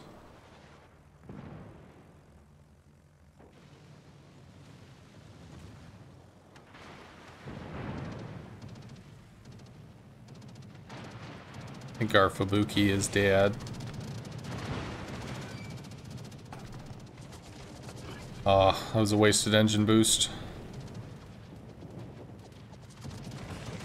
Hopefully that hurts. It hurt. Cool. And I'll drop a fighter maybe outside of the Devonshire's AA range. It's probably about 6 clicks, just to try and keep him lit in the meantime. Force him back. Not here. Can work on the Kulur, I think. The Kalua. Somebody can help with the Visteris. The Fubuki might actually live, but I just don't know if anybody has shots on him. Ooh, that's an interceptor. It doesn't spot. It's good to know. I'm gonna work on the Kalua.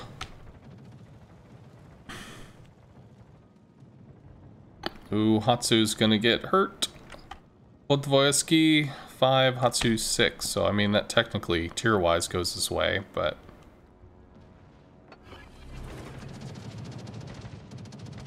engine boost, try and hit this dude, which I don't know what's going on here.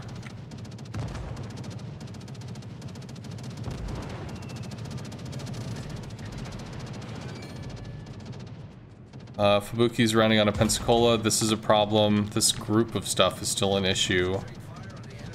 I might be able to rocket down the Visteris, maybe. But I don't know. One more drop on this dude. Citadel would be preferred. Our team has taken the lead. Citadel, please. Nope. Hey, we did get a Citadel. Cool. Visteris is running, does have a heal. Podvoski, I don't know. Looks like we're going to take Bravo, though, as reinforcements come over. And they are overwhelming this flank, which is good. I could try to spot the Fubuki, although I think the Pensa should have Hydro. So probably okay there. I'm going to see if I can light this stuff. Which I can. Start the attack run way early because the rocks screw. Or sorry, German pilots are terrified of getting dirty. So, there's an island or there's some dirt or something. They're like, not today, Satan. All stations, concentrate fire on the target. Devonshire's down, which is cool. Hard turn on this. Hard turn on this. Nope.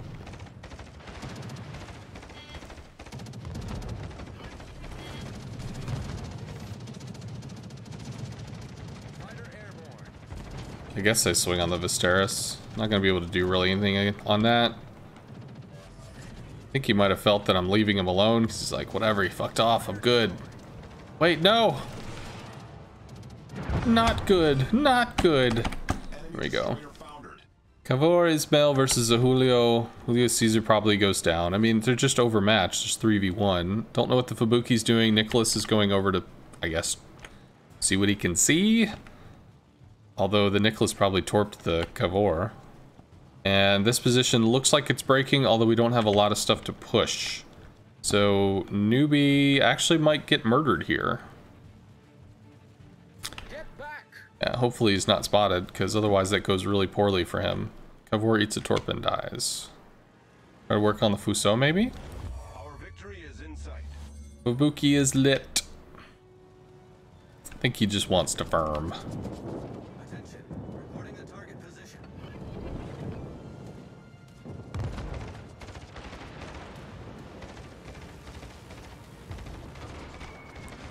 It looks good. One of them hit the superstructure, so they get armed early. But the other one went through for the Citadel.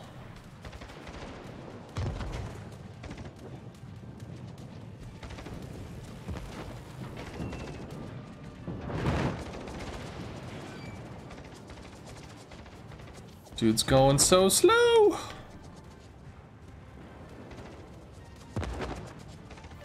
stations, reporting the position of a strategic target. Give me 2 Citadels, please. Thank you. Destroyed an enemy battleship. We done did the thing.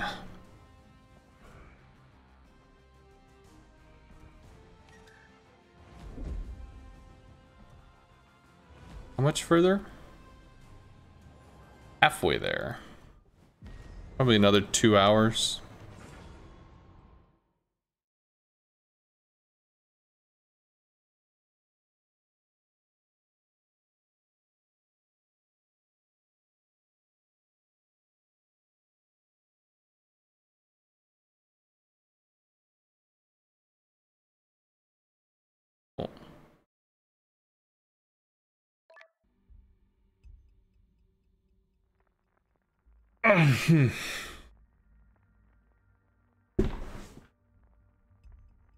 What are we gonna play, newbie? Oh, naval battles. Wop wop. A lot of cruisers. Fiji, we could probably Citadel. I'll be honest, I don't know about the Lazo. Although if it's with typical Russian construction, it means that the flanks are really weak. So it's probably got really thin side armor. So you could probably Citadel all of this stuff with rockets. And we should be able to bomb probably the Dorias and maybe the New York. New York's tier 5, so maybe. And single DD. Action stations. Autopilot mode enabled.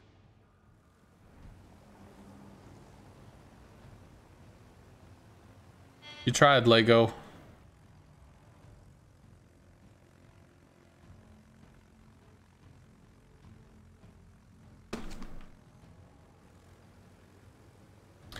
Come down here, drop a fighter, watch this flank, come over and spot. Might actually drop the fighter on the mountain or slightly below the mountain so that it'll come in and out of spotting. Let's give them a hard time. Drop it there. I owe you one. Although with a minute to go, it might not actually spot very much. Actually, it might. Could go in on this.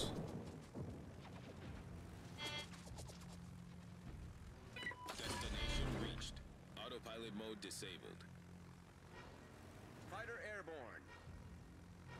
Yeah, so it's going to intermittently spot as it comes in and out of cover, but that's going to prolong the health of the planes.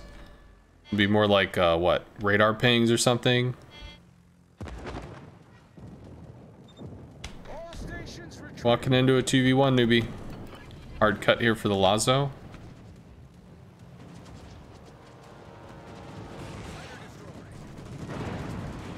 That sucked. Lazo keeps turning. Sure, newbie. I 2v1 in my sleep. I kill all these bitches. I win. That's what I do. I win. All I do is win, win, win, no matter what. Remind me after the match.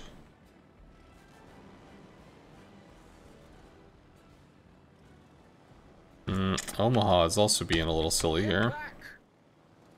Omaha's dead. Unfortunate. Fighter destroyed. You get farmed down by 3 battleships and 2 cruisers. But on the plus side, it means that the Perth v. the Leander is a 1v1. Burton's diving for island cover. I don't know if I can torp into this. I can't because it's too close. But I could torp the Omaha or torp the Emil. I think is I have to torp the Emil.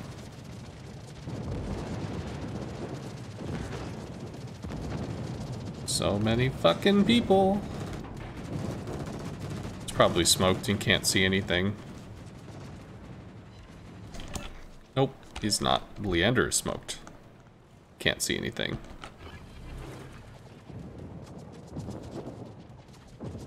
Fighter airborne.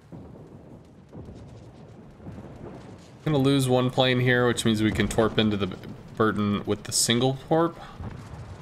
Hey look, the Omaha's dead. Comes out of cover, we can try to rocket this. Hopefully newbie outplays the Leander, in which case he's not dead. We can work on the Burton. Then there's going to be a bunch of shit behind it. These guys are winning the flank, so they get to push forward and wrap. This is the primary point of resistance. Leander bailing, 17 to 14.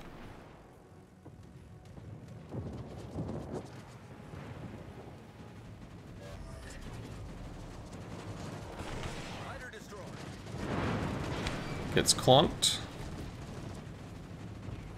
Burns out. Maybe. I do have to take the shot. Not dead yet. Not dead yet. We can try to go after the Omaha. Ugh. Have to go across this thing to get to the Omaha? Okay, fine. You be that way. We lose 1. Lose a second. Ooh, Doria's AA does not suck. Doria's AA does not suck at all. That's 2.5. It's almost 3 planes now. You get the shot into the Omaha. That's some oof. Concentrate fire on the enemy war. Rocket planes, rocket planes, rocket planes. Try to get the Omaha off the board. Newbies down to 8k. We can give him a little swing over spot and then slide into the Omaha's DMs. It probably wins that match. Although he's farming the New York at the moment. Thank you for the follow, Pamela. well, we did briefly see the Leander. So once again, we're going to drop this over here and start doing some pinging. So the plane should intermittently swing around, swing around, swing around. Light him, light him, light him, whatever. We'll go for this Omaha. Hop the engine boost. Don't want to dick with this. I just want to get in. Make the strike before this dude sees us coming and maneuvers too harshly. Kill? Kill. Bombs for the Doria. Cruiser destroyed. Our team has taken the lead. Interesting. What is that? Lion? Leon. Leon versus the Amour. Okay. And we might actually get... Well, we're not going to get wrecked. We're not going to get, like, one shot. But... Hey, never mind. You don't have to worry. Newbie v Leander. Leander is winning. I guess we could try to go over there and pull Newbie's ass out of the fire. But I don't know if we can do it. But if we get 2 citadels, we can. Oh, no, it's hydroed. Now if we get a single citadel, yes, but he's got to heal. Outplayed. So what's that about 2v1ing there, Mr. Newbie?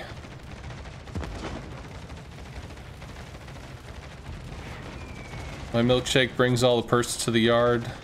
My Perth is better than yours. My Perth better than yours.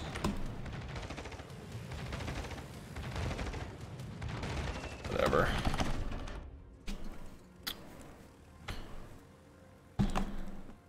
No idea what just happened. Leander AP too strong. Ooh, that's rough. Of course, that's also rough. What the hell's up with this? Interesting. We do something. He's hurt. That's good. See where the Leander is? Probably swinging by. Yeah, he's swinging by to get from surprise motherfucker into the West Virginia. Hey, bruh. Teammate, I need your support. There's a dude coming to kill you.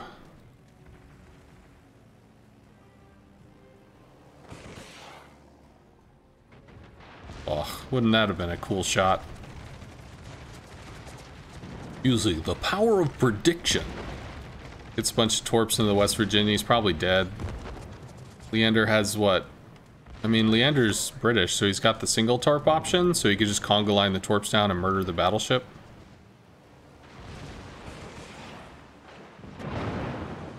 Clunked! Haha! Not dead yet. Oh, light him, dude. Light him, dude. No, he's dead. Fuck! I don't know where you are, sir. Not enough. Leander's gonna be able to heal, probably get back up to about 3,000 to 5,000 health, and then we can work on the Leon in the meantime. And I mean, if he tries to rush us, we should be able to get him. These guys are dying in the south. Destination reached. Autopilot mode disabled. Cool.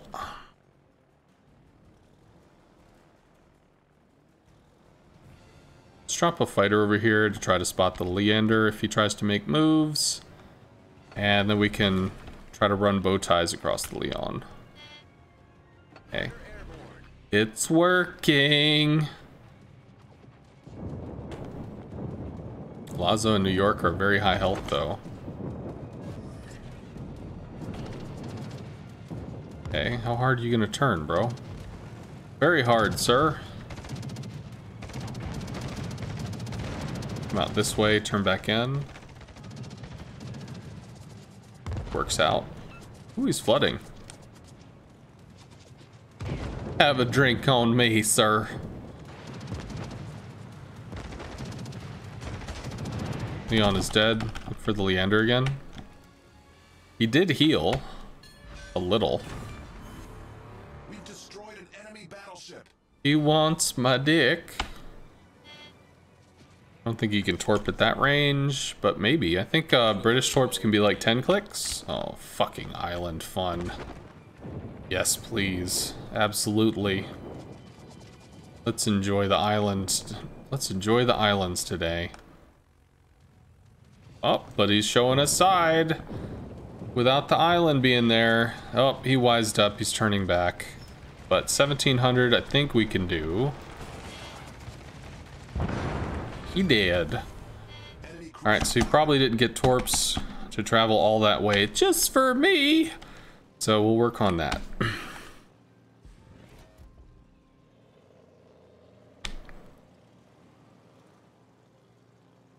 I need more water.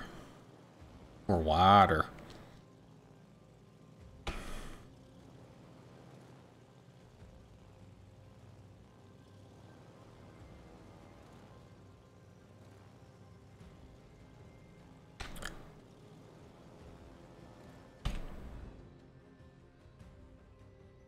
I don't think he torped. I think we're okay. Ooh, please. No. No. Don't know if I can Citadel this. But I can drop a fighter.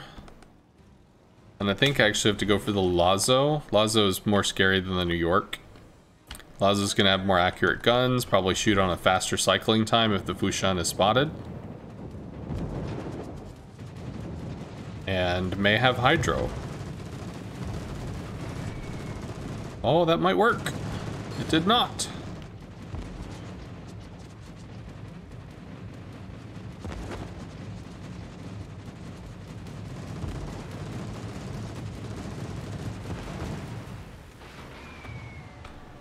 That might work.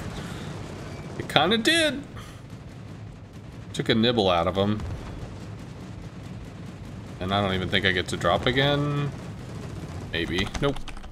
Fushan has to bail, but Fushan got to cock block a bunch of points, which is cool. And I did fighter. In case he had to pop smoke, he would still get information on enemy location. So we are up by an amount of points. I don't know, 20 something, I guess. What are we up? What's the difference here? CVD different. Probably get the Lazo. Don't have engine boost. We'll let the engine boost rack up before we come in to make the strike. New York is off. I don't know. It's going on vacation. Fuck this shit. I'm out. New York goes the startling speed of extremely slow, so if he wants to slowly saunter his way over to the middle of nowhere, then it's going to take him even longer to figure out how to come back.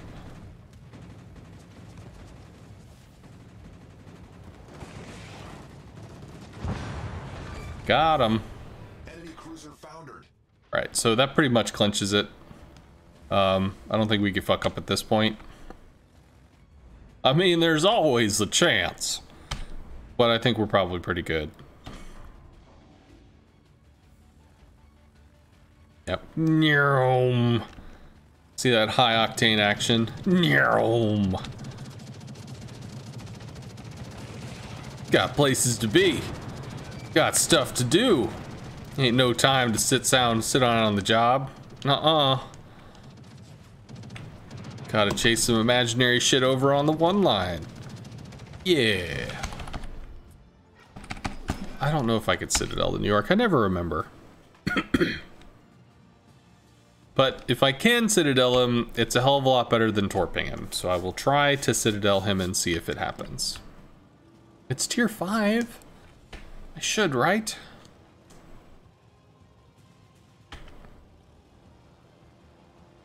Follow the White Torp Road. I don't know.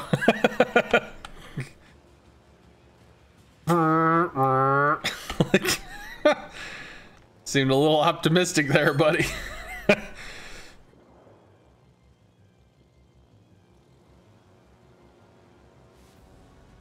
We do have an engine boost. We shall pop it. If we can turn in on the prep phase, catch the line, do the thing.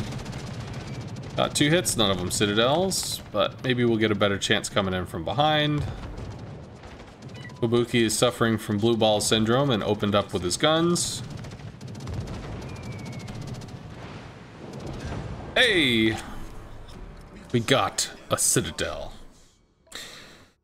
Naval battles, naval battles, naval battles.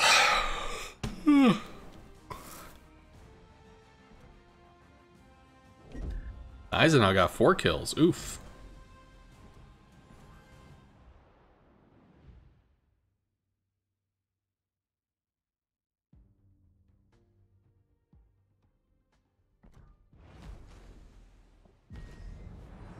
Ready, while this loads in, I'm gonna run to the restroom. I'll be right back.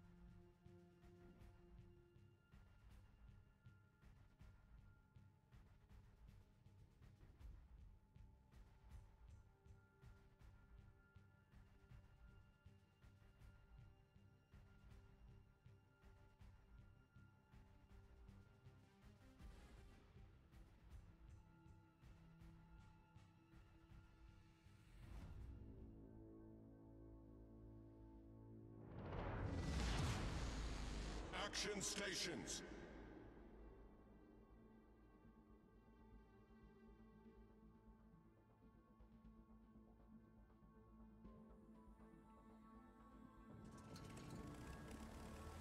Rawr.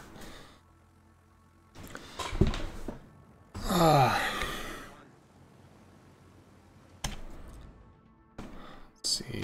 Autopilot mode enabled.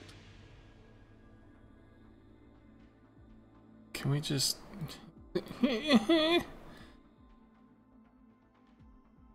Maybe? Come on. You can do this. There we go. Do you know if there are any ships the Shikaku AP bombers can't pen, aside from the French and US battleships? They can pen US battleships, it's just less consistent. German and Russian are going to be the best targets, then followed by British and US. Right? No. British and Japanese. And then, you know, like the worst targets are probably going to be a combination of, well, French, but US is doable. Whatever. Sorry.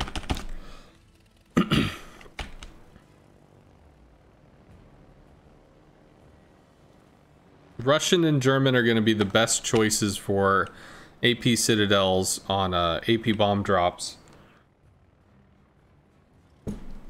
Then British Japanese, yeah. Then British Japanese, and then lastly US, followed by French. French is quite hard to do.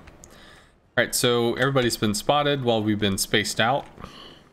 We try to do something about the Eugen. Maybe I'm gonna do. Eugen's pretty close to the island though. We might have to help our CAG. Newbie's at a health disadvantage and a friend disadvantage at the moment, depending on if this Eugen actually gives a shit. Swing on the CAG, try and help out. Newbie's winning the gun trade though.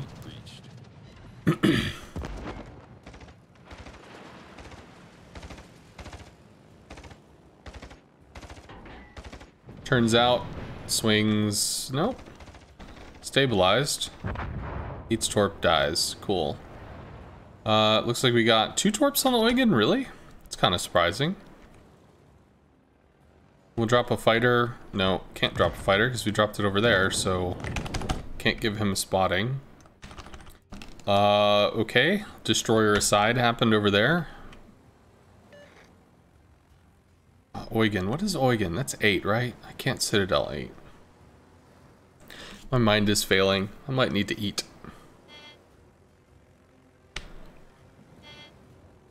Kind of dreaming of a pepperoni and ground beef thin crust pizza. Feeling like that might be the way. We're gonna try and find the Akazuki for the reset. Ismail's pushing up. Eugen got hurt, although the Eugen does have a heal. Oh my god. Might catch those bombs, actually. We do catch those bombs. Only gonna lose 3 planes, though, so it's not gonna be the most amazingest thing that ever amazinged. Whiff!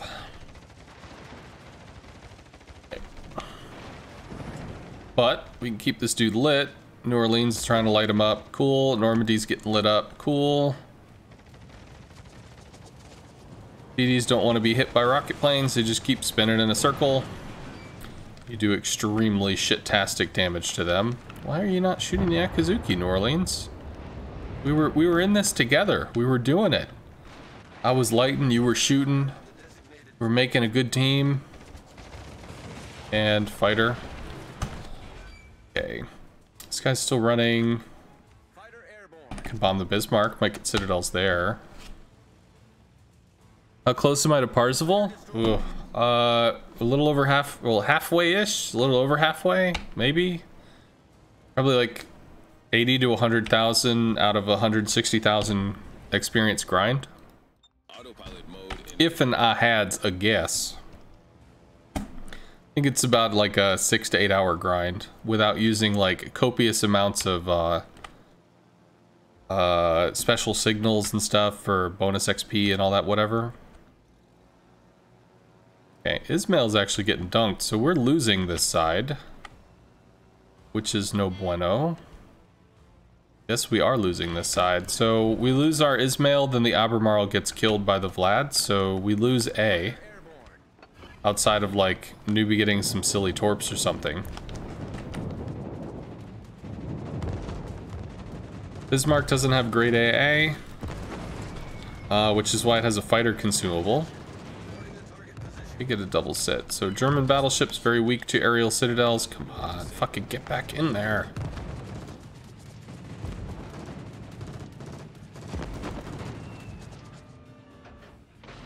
Nice. So he took about 28k off of him.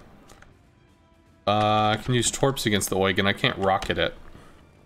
I could also go for the Akatsuki, which I don't know how this is working.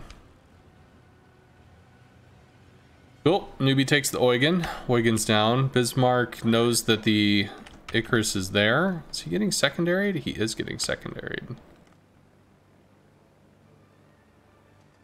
But he should get out. So that's cool.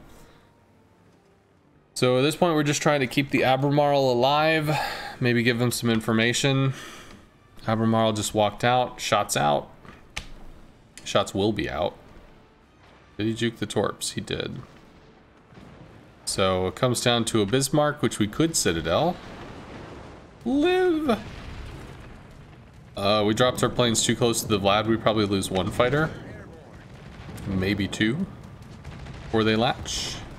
That should be 2 into the Vlad. Maybe into his nose. That might give a flood. Although Russians can repair quickly. So the flood's not really going to stick. And then we lose the remaining planes to the fighter. Which will actually be 3 planes, which is sad times. I think we come back with the torps. Try and work on this. Oh, fuck. So the Albemarle is dead. Which means it's newbie versus a Vlad and a Bismarck.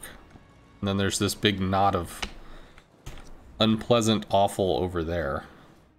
I can't come over here because the Vlad can murder me. Don't want to go middle because then I can get pinched. Just have to keep working on the Vlad.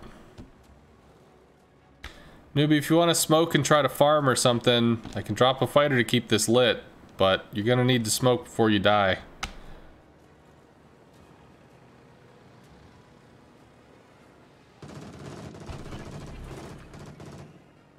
So, he's lit for a minute if you want to smoke and farm. Maybe he's just looking to YOLO.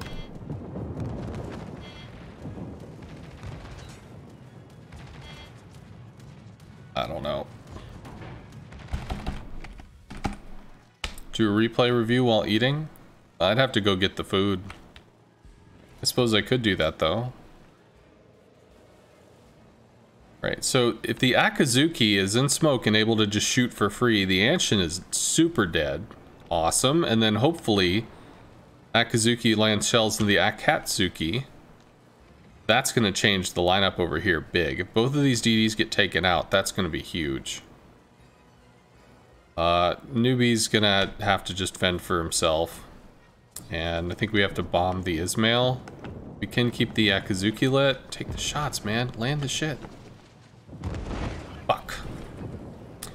Whatever. Go for the Ismail. Hopefully we can bomb him twice. If we get... Well, we can't get a kill now because of his heal, but... we can fuck him up some. At least we can try. Bad angle. Single sit. Swing around. No, fuck, I can't even do it. He's already healing too much. Okay. Looks like he got the dunk on the Vlad. Maybe I'll torp the Ismail. Now I can definitely move up. Autopilot mode enabled. All kinds of people ready to farm this dude. Rip him in half. Icarus says short smokes. Yeah, so you can pop a smoke. Like, if you're in a British DD, pop a smoke farm for about 40 to 50 seconds. Move on. Pop smoke farm about 40 to 50 seconds. Move on. You know, so if you see an interaction, ooh, I could light into this dude for the next 40 seconds. Pop a smoke, light into the dude for 40 seconds, move on. Like, you don't just have to use the smoke on the chance that you're lit. Oh shit, I'm lit. You pop the smoke and disengage. You can use it to disengage, but you can also use it to engage. To just, you know, roll right up on somebody and just start slamming them with HE. And you can absolutely do that. I suppose we could bomb the Bismarck again. Had a lot of success before. Newbie doing secret mission stuff. Just because it's Newbie doesn't mean he's immune to the call of the wild. We all know that Newbie is infested with animal ferocity and a readiness to kill that drives him into a frenzy at a moment's notice. To the point where nobody, not even him, can protect himself from the YOLO that occurs. Whatever, I don't know. Blah, blah, blah. Can we get the overpen kill? Nope. Too bad. If at first you don't succeed, try again.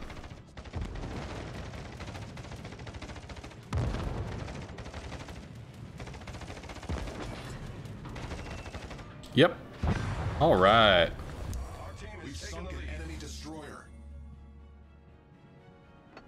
Let's drop that for spotting or whatever and come over and torp something because I'm kind of out of bombs.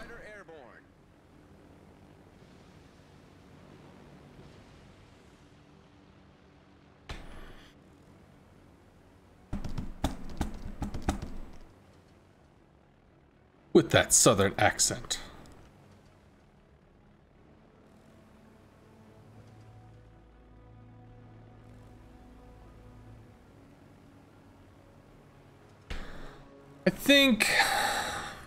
I think when we finish this, I'll look at where we are in port. Go get a pizza. And then I guess I could just come back and go a little longer. Ironically, I think the Gneisenau is better AA than the Bismarck. Ugh, please. One torp? I think we get the one torp on the nose. And a flood. Okay, I love this ship. Well, it's a UK destroyer. UK destroyers are considered to be extremely capable. That was the second destroyer line that I ground up to tier 10 was the UK DDs.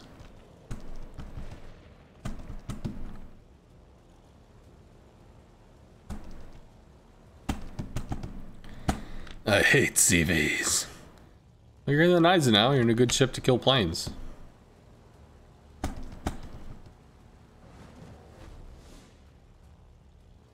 Is it the CV that's the problem?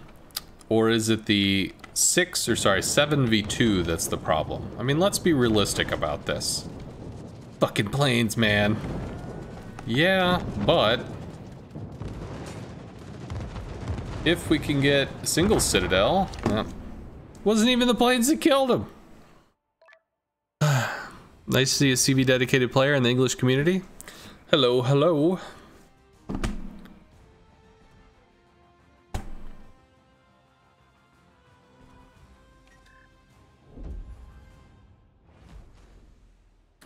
All right, so where are we? 102 out of 161, so another 60,000 before we get the Parzival. It's probably another 2 hours of work. Maybe more. How much was that? I think we got like 1,500-ish. It's pretty standard. Yeah, about 15. So we're pulling 7,500 off that, which means we're gonna need... Oh, math! 4 games is 30k, so we need about 8 more games. So yeah, about 2 hours. 2 more hours worth of, you know, getting wins, not sucking. All right.